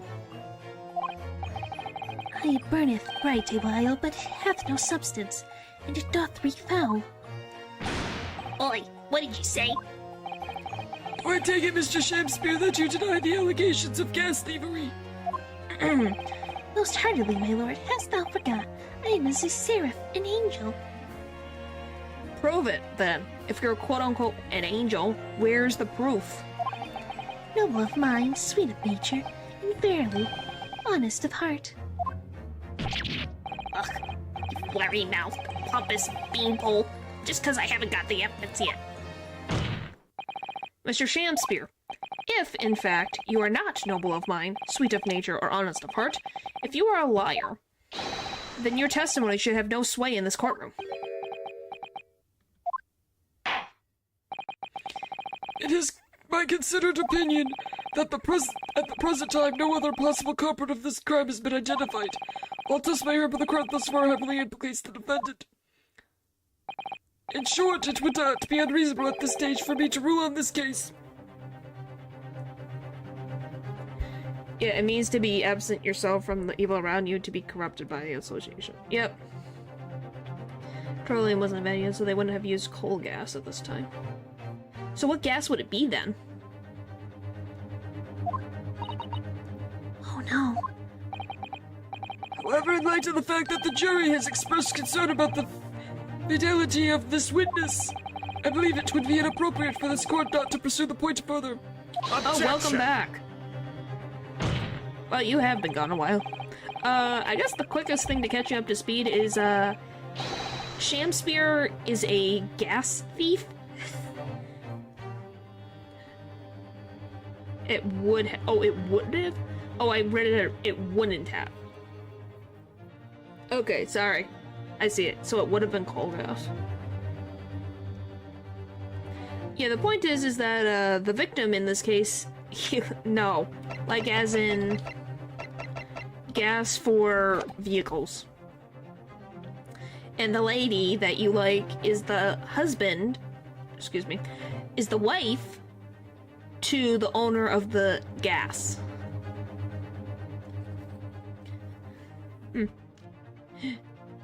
I assure you, my lord, that would be a waste of the court's time. The gas in this case are unrelated. Juror number 4. Yes? Didn't you say before that although you had no hard evidence to prove this man had been stealing gas, you have strong grounds for suspecting him? That's right, we do. Don't we, worker? We don't know. That's the thing. We have no idea. But yes, she is the wife of the owner of Ultimate Gas, who, this guy works for. She's the owner of Ultimate Gas Company. She's a stauncher believer in the superiority of fuel and utterly unforgivable of gas theft. So yeah. It's super and even prone to carbon monoxide. It's the reason exhaust on cars was moved to the back. Wow. Yeah, but the question then becomes, if you say that, could that cause what happened to him? But he found poison. It's a gas leak? That is possible. But they did find poison in his system, so there is that multiple question. Absolutely, Lady Quimbley. Gasman's on. Very well then. We will hear your testimony now. You will tell the court precisely what you believe the victim, Mr. William Shakespeare, has been stealing gas. Yes, my lord, it'll be my pleasure. I wanted to read. On the ultimate gas name, I swear. If I may, my lord. Go ahead, madam. This worker's testimony may have a significant bearing on the good name of my husband's company. Therefore, I should like to take the stand alongside him in supervisory role, if you wouldn't mind. Woohoo! Oh yeah, sweet as honey. Yeah. Oh boy. Very well, as an exception, I shall honor your request. Thank you, my lord. Wait till the boss gives you an earful. Oh, it's gonna sting, you mark my words. Oh boy. So you both testify before the court on the subject of a legal consumption of the Ultimate Gas Company fuel. Yes, is that clear, my good man? Clear as Belmont gas, my lady, which is the clearest in the world.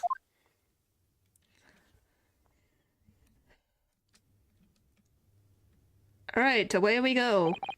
Do you think the gas has gone to his head, Mrs. Otto?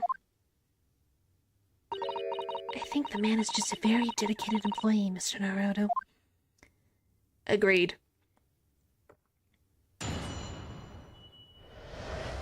Belmont Gas Company's investigation. I'm proud to be the company's East End branch investigator and meter money collection agent. All my gas meters accept penny bits, each coin giving customers about 2 hours of gorgeous gas.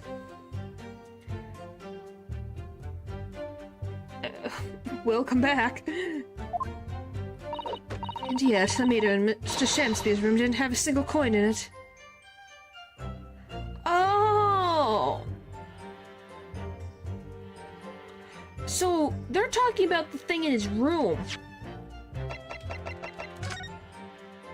They're talking about this thing. Huh.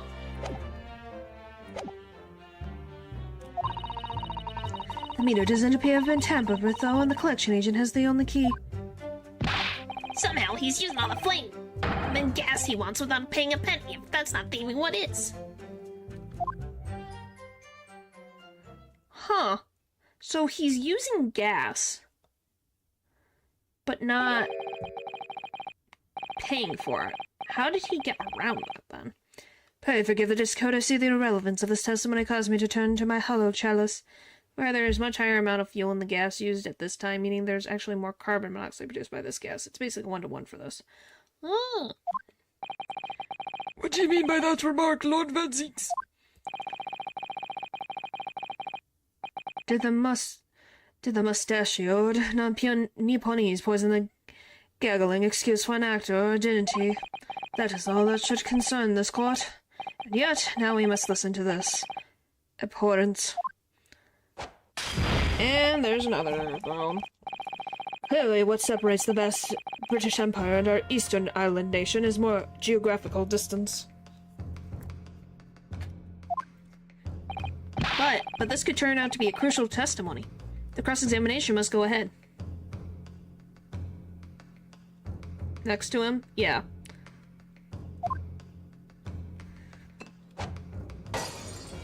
And there's the bottle. Do we count that as throne? Is that bottle count?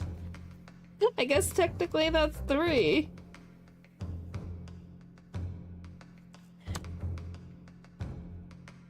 I think this is the second or third time he's done it. Do what you will. He must have started using meters at this time, so that he'd just have to steal the meter lock using... They used to turn it on, like how else with electricity. Large carbon monoxide is produced by incomplete combustion, so the amount produced is proportional to the amount of impurities, among other things. Huh. So not a glass, so half a point for that. Half a point? Yeah, it is a waste. It's a whole bottle, though.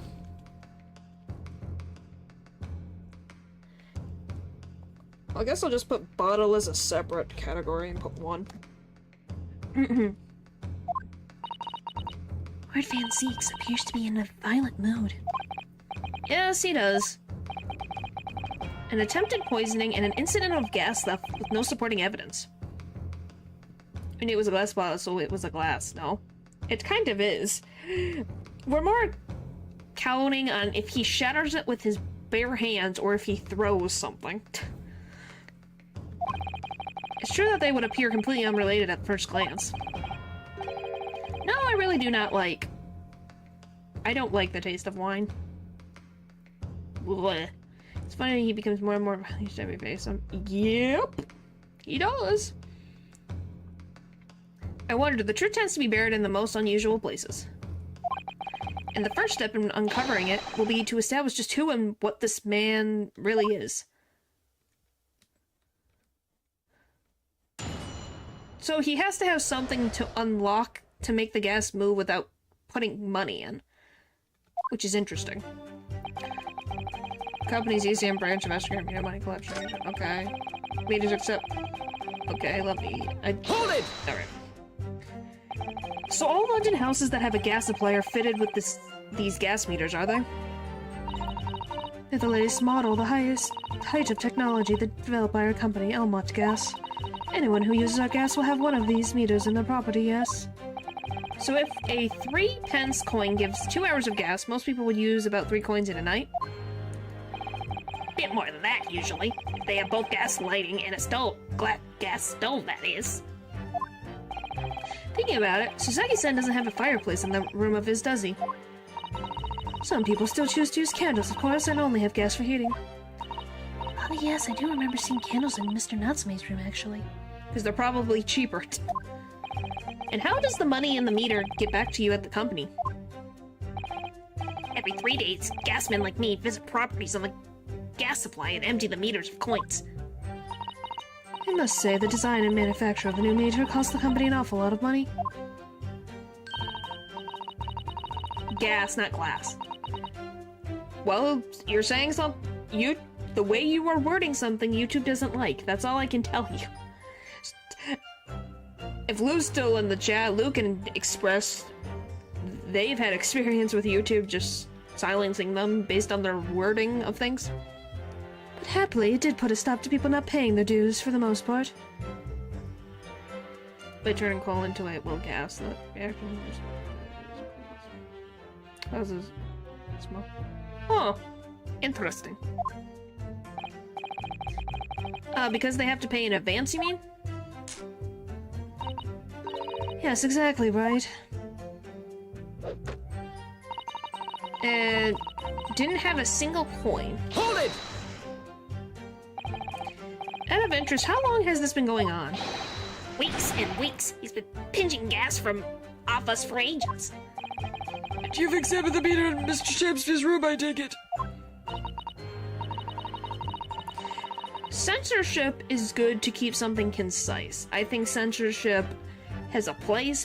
You shouldn't censor every single thing because then nothing would be done. Actually, we took it off the wall and went over it with a fine-tooth comb. And found nothing suspicious at all, I presume?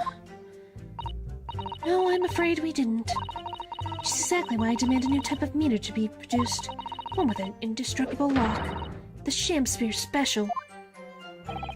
That sounds like it would have cost off a lot of 3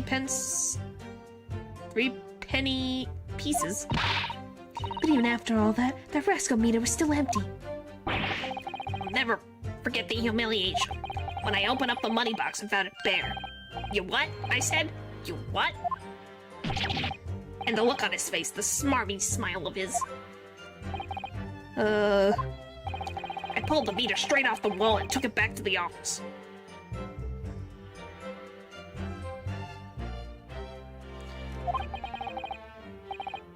I don't know.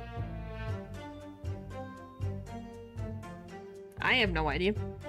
But you know what? Not a trace of it being jimmied open anyway. Not a single sign. And what's happened to my salary as a result? Down by 3 shillings a day, that's what. Life-threatening situation, in a number of ways.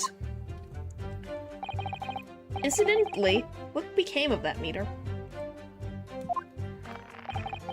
Nothing came of it. I still got it. Oh. Right here. There's green... Is that green goo on it? No wonder they call you Meter Man. I think it would be prudent for the court to sequester this item while the trial is ongoing. Meter that dispenses gas for a set time after a coin is inserted sports a very strong lock developed especially with Mr. Shakespeare in mind. Definitely. Although at first glance, there doesn't appear to be anything unusual about it. What in the world are you doing? Yeah, we don't know what the recipe is for until after we started using oil to lubricate and still hydrogen. This is usually nasty on its own. We'll eat 3 millspoons. Quite clean is very dust. Clean is just one thing that's used instead. Huh. Let's move this along, shall we? Continue with your testimony. Though I will say it has much value as the contents of that meter. Oof.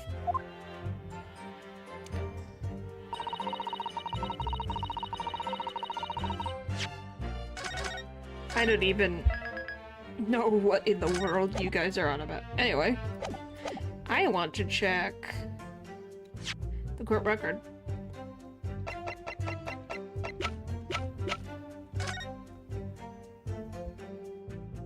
Like, what is that?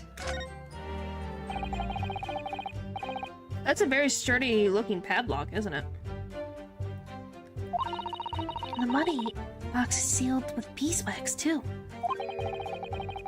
What if Mr. Slomes were to get up to any mischief? He'd be found out immediately. Mr. Naruto, mischief of that kind is not the sort of thing that Mr. Slomes would... You know you didn't finish that sentence, don't you? Well, anyway, What are you guys doing? it's understandable that the gas company would want to safeguard the money that's rightfully theirs. What in the world are you guys talking about?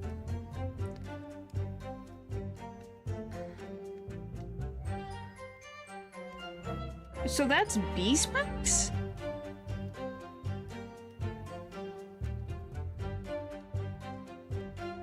Hmm.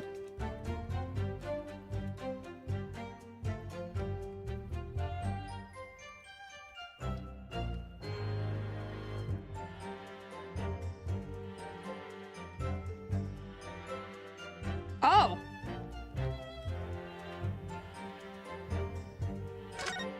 Hello. Oh, what's... You spotted something, Mr. Naruto? Just here. There's a little hole. Do you see? Goodness, you're right. I wouldn't have noticed. It's not a very neat hole, is it? Not professionally made, I'd say. So, you think it might have been opened up by Mr. Shakespeare? Possibly. Seems the people at Almont Gas might have missed it. How do you miss this? Well, it certainly seems to go all the way through to the inside. Yes, but there's no way a coin could fit through there.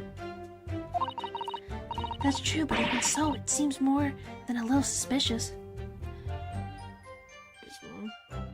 And before the time they got broken.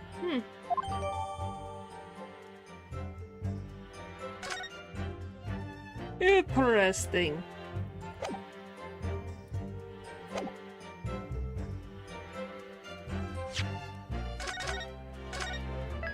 I'm tempted to try this out. It probably is not gonna work, but you might as well try. Objection! Oh, that worked. It did work.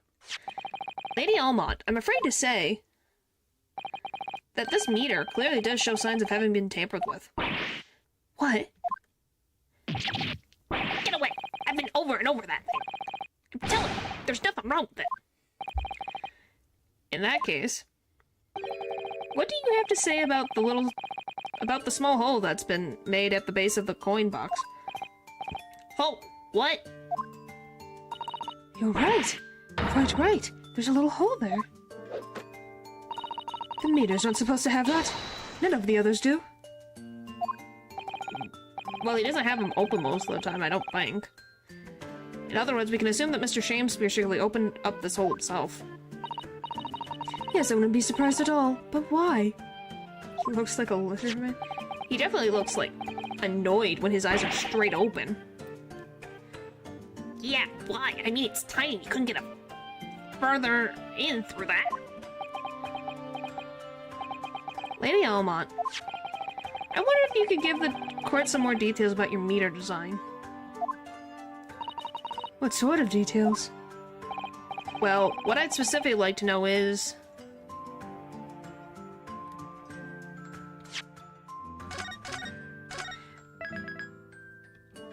what would I want to know?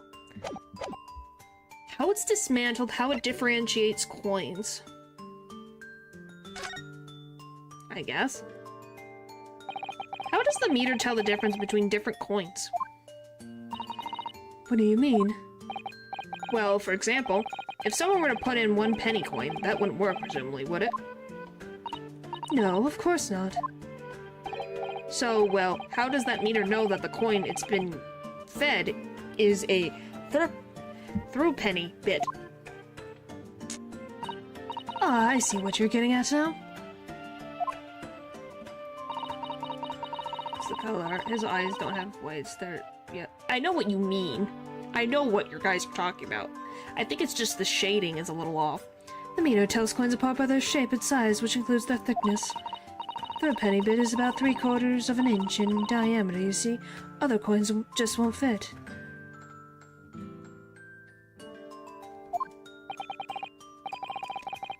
I see. It's clearly been very well thought out. The witness will mention formal testimony with that information in case it is pertinent. As you wish, my lord. How is it? It sounds familiar, but I don't know what that is.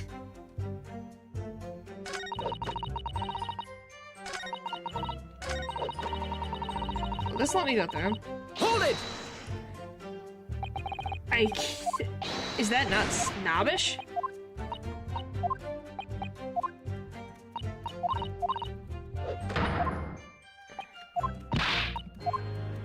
Oh boy. I don't know how much more snobbish I can make her. She's kind of in the snobbish range.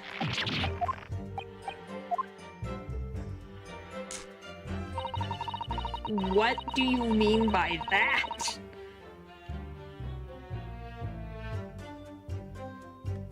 Hold it!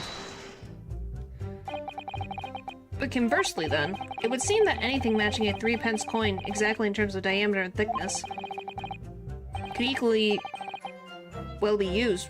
Would, that be true? Well, yes, in a way. The weight comes into a certain extent as well. That makes the skin turn yellow. Oh. We thought of that, though. Anyway, if I find any fake coins inside the coin box when I empty the meter, the contract says the customer has to pay 100 times the amount they diddled as a fine. We live for the moments like that, us gas men do. Live for them, ha ha. It would seem the gas company has thought of everything. Woohoo! Hooray for gas, hooray for cash. I'm on all the way.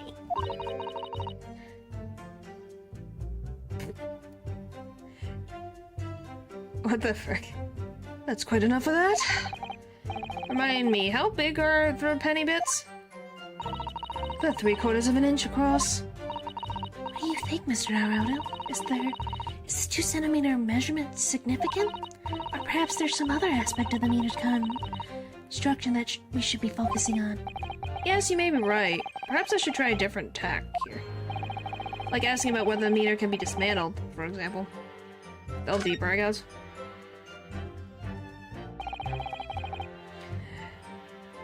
How can the meter be dismantled? Dismantled? Yes, given that there are no signs of it having been forced. I'm wondering if perhaps rather than being broken open, it might have been taken apart. Well, yes, that does make some sense. Padlocks are made by first-class locksmen from the finest quality steel. I have never played a sport at a school in my life. Golly.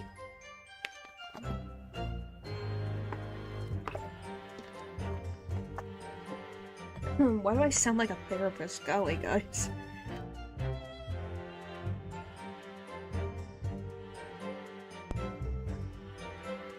And the meter box itself is made from plate steel as well, wielded shut to ensure it can't be opened again.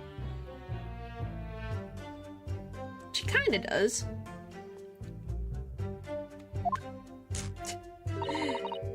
I can assure you it's quite impossible to dismantle it. Woohoo! Yeah, no leaks from an Almont meter. No gas. No coins, no gas, no nothing.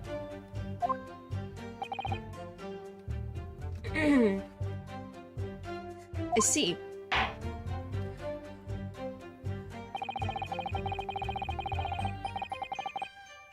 The witness will amend her formal testimony with that information in case it is pertinent.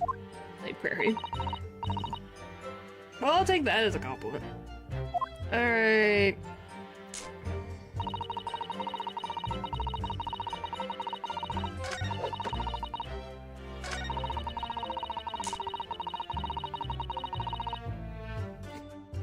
are wielded shut. The locks is made from solid steel. There's no way to dismantle it. What do you mean?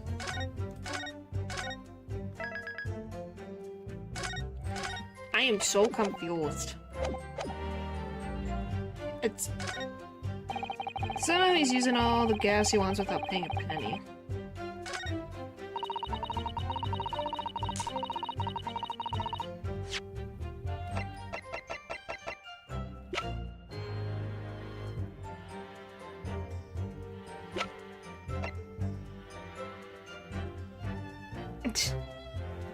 Who's doing a stage with her? She's dealing with people. Oh boy.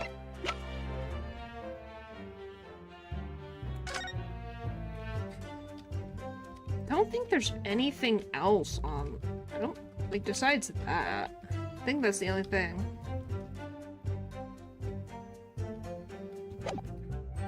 I don't know. I have no idea. We'll press this. Does this change?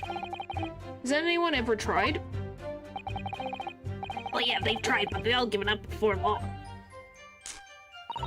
After all, if they actually broke the meter, the company would be able to take legal action. Yes, that makes sense. What do you think, Mr. Naruto? Is building steel construction significant, or perhaps there's some other aspect? Okay, I think it's the other thing.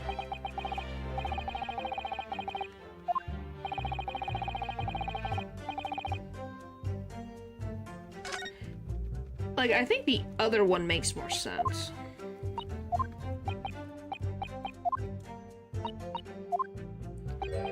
So it's definitely like... I think it's the first one that I had, instead of the second one. Because it doesn't look deconstructed.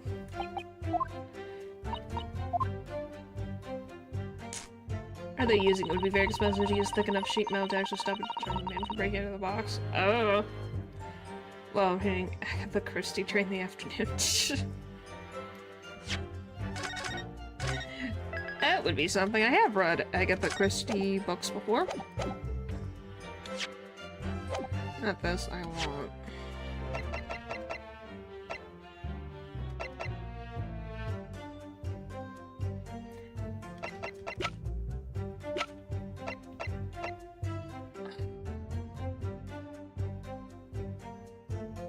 That's what my guess is. Objection! No, you won't take it? Okay. Yes, that's why... That's what I was thinking, but it won't take it.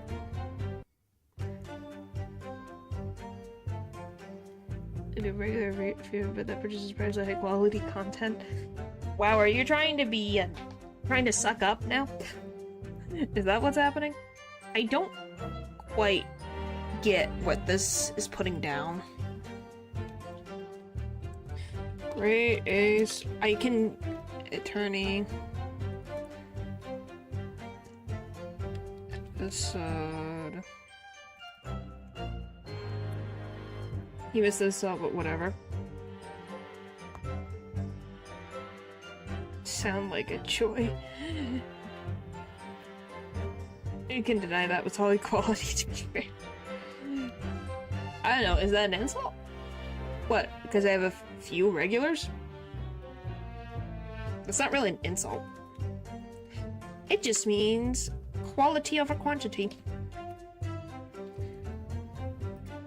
Alright, let's see. What am I not getting? Trying to figure out what am I missing. Between corn.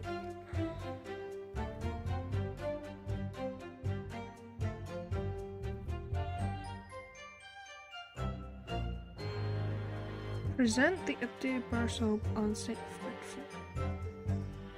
Is this statement 4? This is statement 4. Oh my gosh. It's with grandma noise.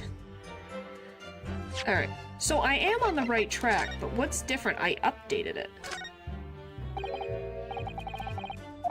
Oh, is it what?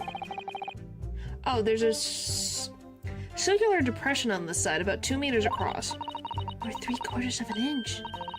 Okay, so I just had to look at it again. Okay, that's what I wanted to know. I was confused.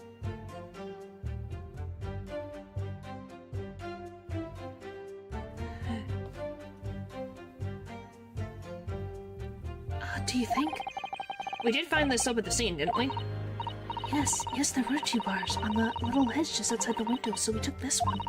And I'm sure that when we first found it, there was some sort of reddish medallion in the middle there. I remember it clearly. Yes, but there's no sign of it now. Where could it have gone? Okay, there. Now it's updated. Now I can actually use it. Objection! Thank you. Let me just confirm something here. If the diameter and thickness were to be correct, the meters would accept any object as if it were a throw penny bit. Is that correct? Yes, that is correct. Well, by something of a coincidence, while we were investigating in Mr. Shamspeare's room, we found a particular item that matches the dimensions perfectly. Something the same size as a throw penny bit. What was it? The item in question is this. What have you been... Have you been inhaling gas? That's a bar of soap. Where are you getting these random quotes, man? I can't decide which either. It certainly looks nothing like a throw penny bit, I must say. You just want to say it for the random reactions. Looks like I'm gonna have to point out exactly what I mean here. What's so important about the soap is this part here. Got it! You have to turn over the soap to see what I mean.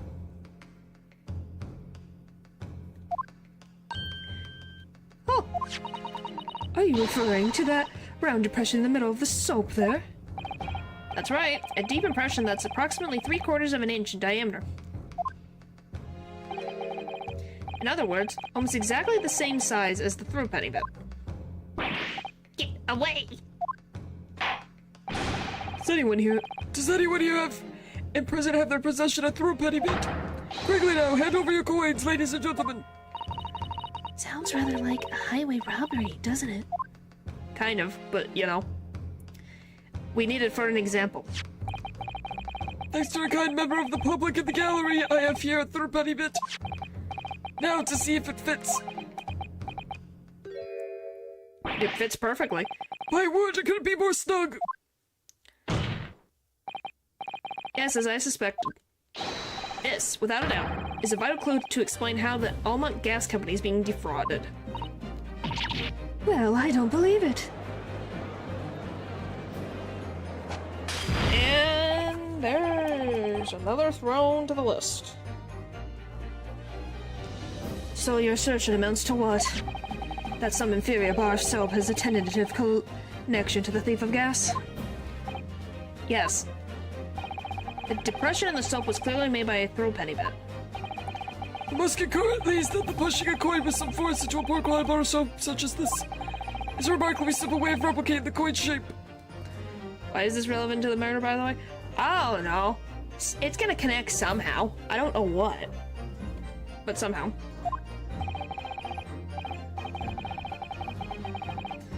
And then you could use, well, some melted wax or something to pour into the mold. You can make fake coins in no time.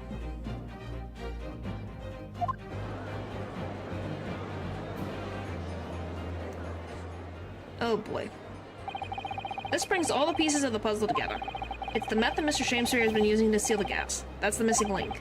And now, if I follow the chain of thought, it's going to bring me to a new explanation for what happened that nobody's considered yet.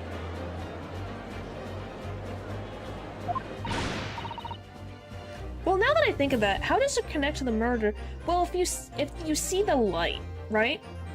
The light of when he came back, he can manipulate the light. Because he doesn't have to have coins, so he could have the gas going and he's not there.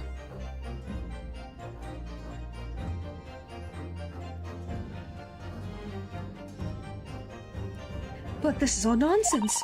If the man had been making fake coins, our worker here would have found them when he emptied the meter. Quite true, Lady Omot. In the absence of some black magic that could make him disappear.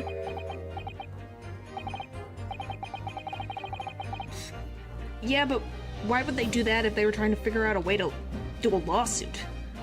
I see, that's what we're dealing with, is it? There's one form of black magic that could cause the fake coins to disappear into thin air, I guess. Exactly. And the meter here gives it away. What on earth? Because the meter didn't stop the gas. That is a possibility, but he does have poison in him. So can gas cause striking poison to happen? There are remnants of the magical method used visible in the gas meter taken from the victim's room. If that is your assertion, counsel, the defense will identify those remnants for the court at once. Where on the meter can the remnants of the method be used to make fake coins disappear, be seen? Got it! We found this bar of soap at the scene of the crime, just outside the victim's window. Outside? Depends on how they check the body. Radioactive. Essentially contaminated during this area would have toxic chemicals. But would it have the exact poison of, like, would it have this particular poison? Would this one happen, I guess, is the question. Or not. Yes, outside where you yourself, Mr. Meterman, were loitering in the freezing winter air. That's where we found the soap. I get it. That's right. The answer, of course, is ice.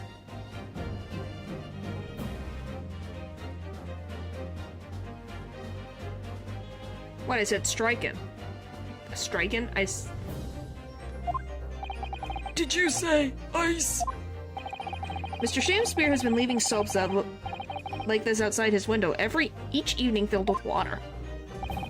After a night outside in the bitter cold, the water is completely frozen solid the next morning. Then he takes his fake coins of ice and feeds them into the gas meter, giving him light and warmth in spades. As his room becomes very comfortably warm, the ice now inside the meter coin box melts, turning back into water, and draining harmlessly away through the small hole made in the outside of the underside of the meter. That is how, without leaving any evidence of his wrongdoing, this man has been stealing Elmont gas.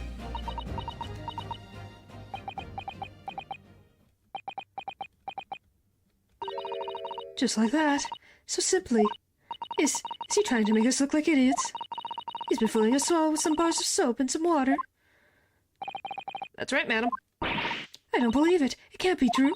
Do you have any idea how much money we spent to develop that new meter? And now you have the audacity to suggest that a bit of soap and some water can render it totally useless.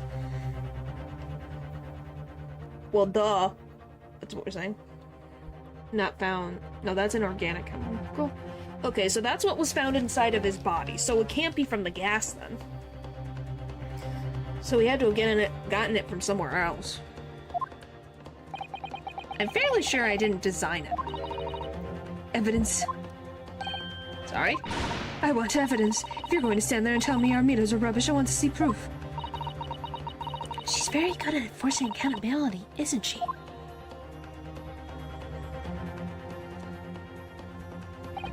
Very well, Lady Elmont.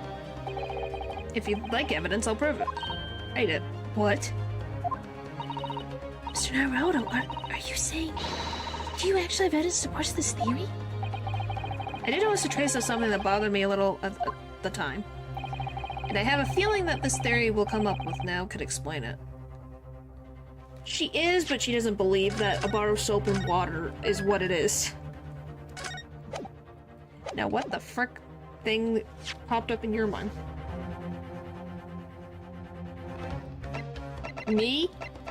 Wow. Thanks.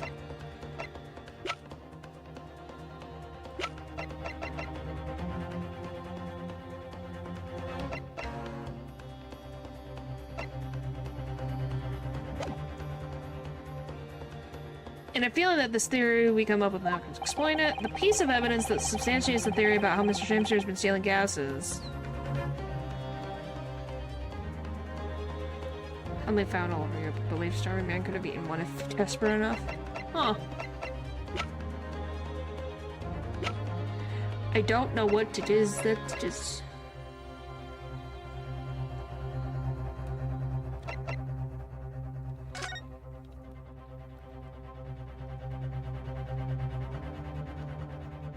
I guess might as well look at the cups. This is the teacup from which Mr. Natsume was drinking. Yes, unlike the other one, the inside of the cup is completely clean. Suppose he must have drunk the contents before the tea had a chance to leave a mark. It always gulp it down too. Sorry, Mr. Naruto? Well, if you just sip it a little by little, it goes cold. Clearly, I shall have to instruct you in the proper ways to take tea. We'd have to accept a rate theft from the meters. I mean, a remote meter would be far too expensive. It's reasonable for the theft to occur. Huh.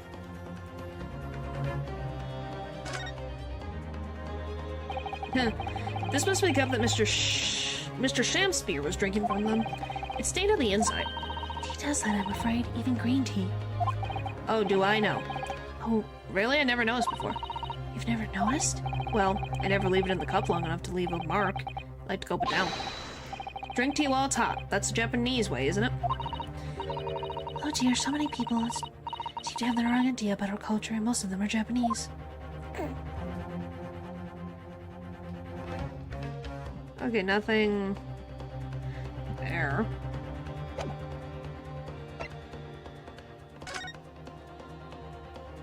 Oh, Take that! I see it. It's on the floor. No, they did not.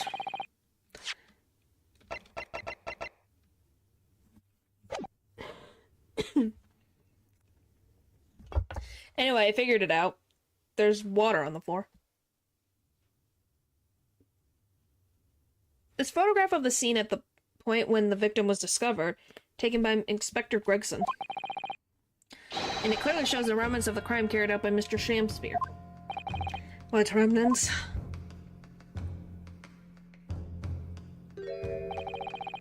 Here you can see the gas meter on the wall in Mr. Shamspear's room.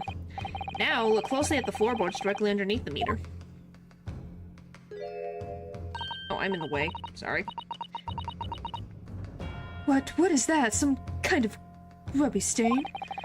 Almost certainly it's a water stain, resulting from the liquid that drained out of the hole made in the meter. If one coin gives around 2 hours of gas usage and the occupant was heating his room in all his waking hours, we can imagine he would have used around 10 of his fake coins each day. Yeah, even as the kettle. The melting ice inside the meter coin box would have been dripping out almost instantly, leaving a stain on the floor. This is awful. And there's further evidence, too. Mr. Shamster is slumped over the table, apparently having consumed striken. And right there next to him is a bar of soap broken in half. You're right. It would appear to me then, Counsel, that the man was eating the soap, was he? Pardon me for disagreeing with your lordship, but... certainly not. Didn't beat around the bush there, did he? In truth, Mr. Shamster was found with a fork in his hand. A meal of soap is sounding curiously likely, Lord... something... Lord Benzies? You mean to say he was using that fork too? Yes. To extract a frozen coin from the bar of soap.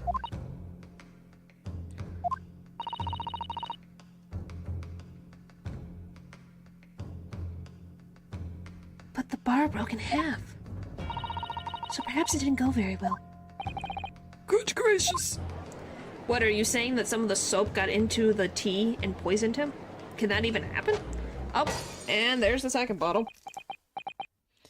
That's the second one of the day. Lord Van Zeeks. I was throwing my hand up in despair. and happened to catch my hollowed bottle on the way. Pray forgive my maladroit mistake. What is the meaning of this council? Allow me to pose my learned friend a question. No, who put his foot on the desk is the next thing. Anything could happen. Yeah? What exactly did you establish with your most recent cross-examination? Well...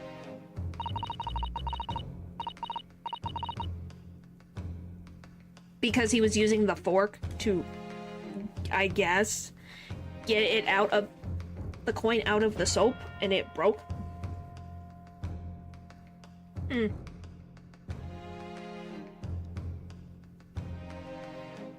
Mr. William Shakespeare's a liar and a thief. In other words, that his testimony is unreliable. That's it. That's exactly it. Very well, let us assume the man is a liar. Now allow me to pose another question. And food at this point, oh boy. What possible difference does that make? Well... we know that accident can't be discounted. Scotland Yard's investigation revealed no signs of other vessel that contained poison. And on the night in question, there were no visitors to the room except the accused. The young gasman's testimony, which we have no reason to doubt, has confirmed that. Oh, great. Ew. Furthermore, the only possible way the poison could have entered the victim's body is via the tea. The court has seen no evidence whatsoever that suggests otherwise. Even if William Shakespeare is the liar you claim him to be, these facts have been objectively established. There's no escaping it. Great. Therefore, in light of these facts, the prosecution calls for immediate Education. You... what?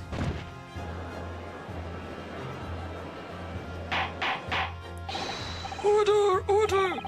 Well, Counsel, how does the defense respond? Mr. Naruto, why? People sometimes are interesting. Oh. Adjudication. What's the point of that last cross-examination? Did it actually get us anywhere?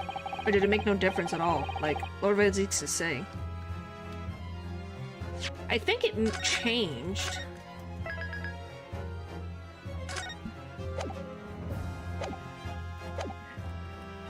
Yes, it happens. No, this isn't over. The defense will not rest. What? But Counsel, you've successfully explained everything. You've identified and substantiated the unscrupulous method employed by Mr. Shakespeare to consume gas. What more is there to discuss? Lord Van Zeeks has just highlighted 3 facts in order to make his point. But contrary to what he would have the court believe, not all of them have been objectively established at all. What are you trying to say, my Nipponese friend? At least one of those so-called facts is an assumption, made due to a lack of evidence. Huh. Well, he caught him. But the situation has changed now, following the cross-examination of the latest witnesses to take the stand. Don't be absurd. What is this nonsense? Yes, when you bring everything we've learned so far together and consider it as a whole, it's clear. There's a question that we now need to reconsider, namely,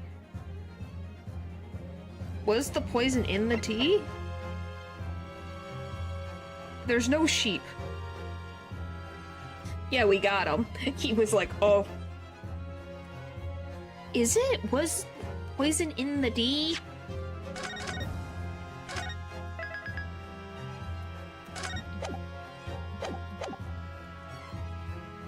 Because this, we know, is not the case. We've all been led to believe that the striking poison that afflicted Mr. Shakespeare was in the tea brought to him by Mr. Natsume. But that's conjecture at best. Yeah, it's assumption because they didn't have a drop of the tea to test. Objection! The victim has testified that nothing else passed his lips that night. There is no other possibility. Since there is no trace of tea left at the scene, it couldn't be tested for traces of poison. Objection! Of the poison. As I said, the situation has changed. Because in fact, some of Mr. Natsume's tea was left at the scene.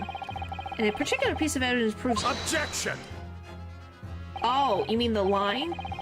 Ludicrous claims. Scotland Yard detectives investigate the scene exhaustively. No, the victim's not dead. The victim's right here. This is the victim. He's alive. What evidence are you suggesting they missed? The defense has made a bold claim indeed. Very well, counsel. Present your proof. Well, that was... But he's in court. Yeah, I'm gonna say he's here. It was an attempt at murder, is what the claim is right now.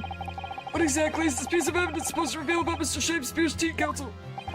Well, suspected it may, possibly, be related to the tea in some way, if we dig deep enough. What? What?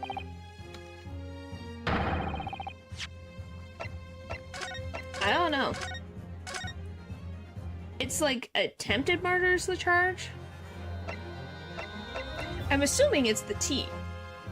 But it won't take the teacups. Why? Like, why?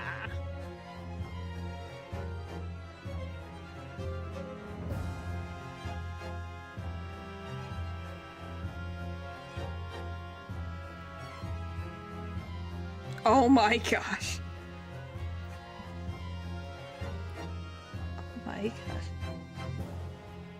Yeah, it's 'cause he don't have water. My gosh. So he poisoned himself from his own stupid tea. Objection! Objection! Oh boy. So yes, he did poison himself because he only had water from the outside. And the only water he had from frickin' outside was this. My gosh. Good gracious! The soap again! The same bar the victim used to fashion his coins of ice! Yes, that's right, my lord. It's just come back to me. Something about when we first found this bar of soap at the scene yesterday. It's more bars of soap. Soap? What are bars of soap doing lined up on the ledge outside the window? I'm quite certain that when we originally stumbled upon the bar of soap, there was actually a frozen coin in each bar. So you discovered the gas thief's coin factory. Fascinating. In a way, yes, but there's more. The coins were found in the soap at the time, weren't normal ice. There was something strange about them, you mean? Yeah, I was gonna say, it's brown. It's kind of got like a rust color on it. Exactly, something very obviously strange. They were red. The ice was red. That's why I thought it was like... That's why I thought it was solid gas for a minute. It's from his roof. No, you mean... That's right, it's obvious to me now. The fake coins in the soap were made from frozen tea. What? Wait.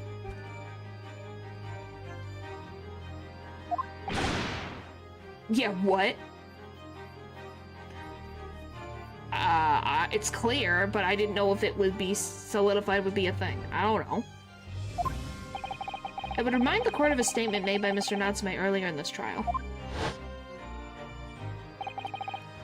That evening, yes, I did take some freshly brewed tea with me when I visited Mr. Shames's room as a gift.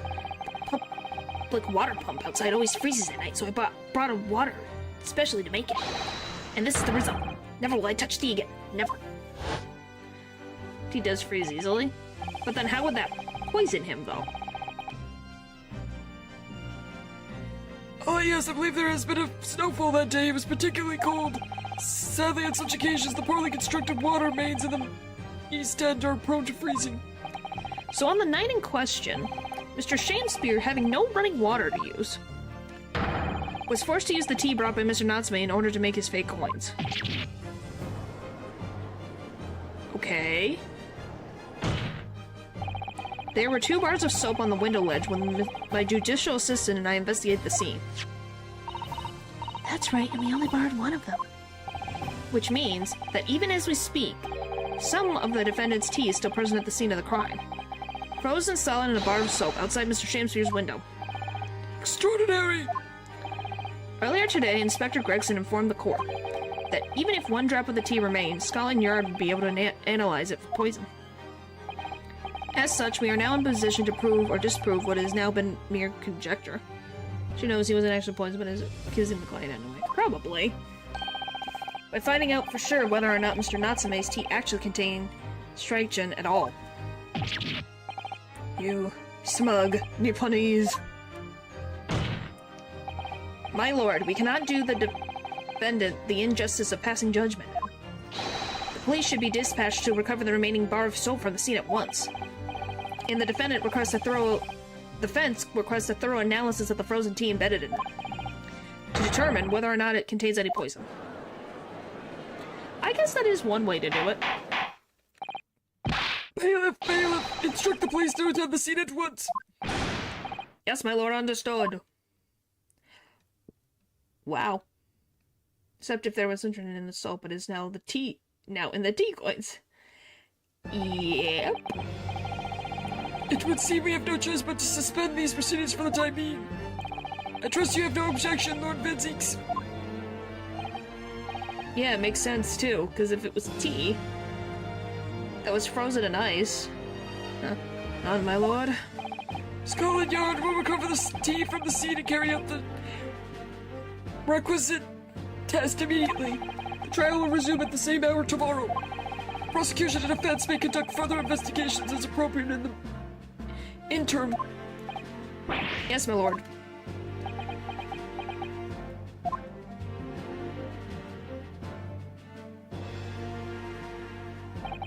Well, we managed to scrape through there somehow. Thank you, counsels. Court is adjourned until tomorrow.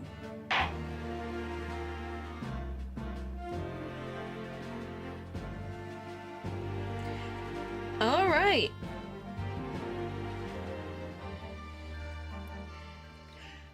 So that took an interesting turn. I did not think the tea would be in the soap. But yeah, so there's a little bit left to go in that chapter, so we'll maybe finish it next time. Obviously, tomorrow is going to be Persona 5, so that'll be interesting. So, thank you guys for watching the stream. I hope you had fun with this weird roller coaster ride that we have put ourselves into. And I will see you guys next time. Bye!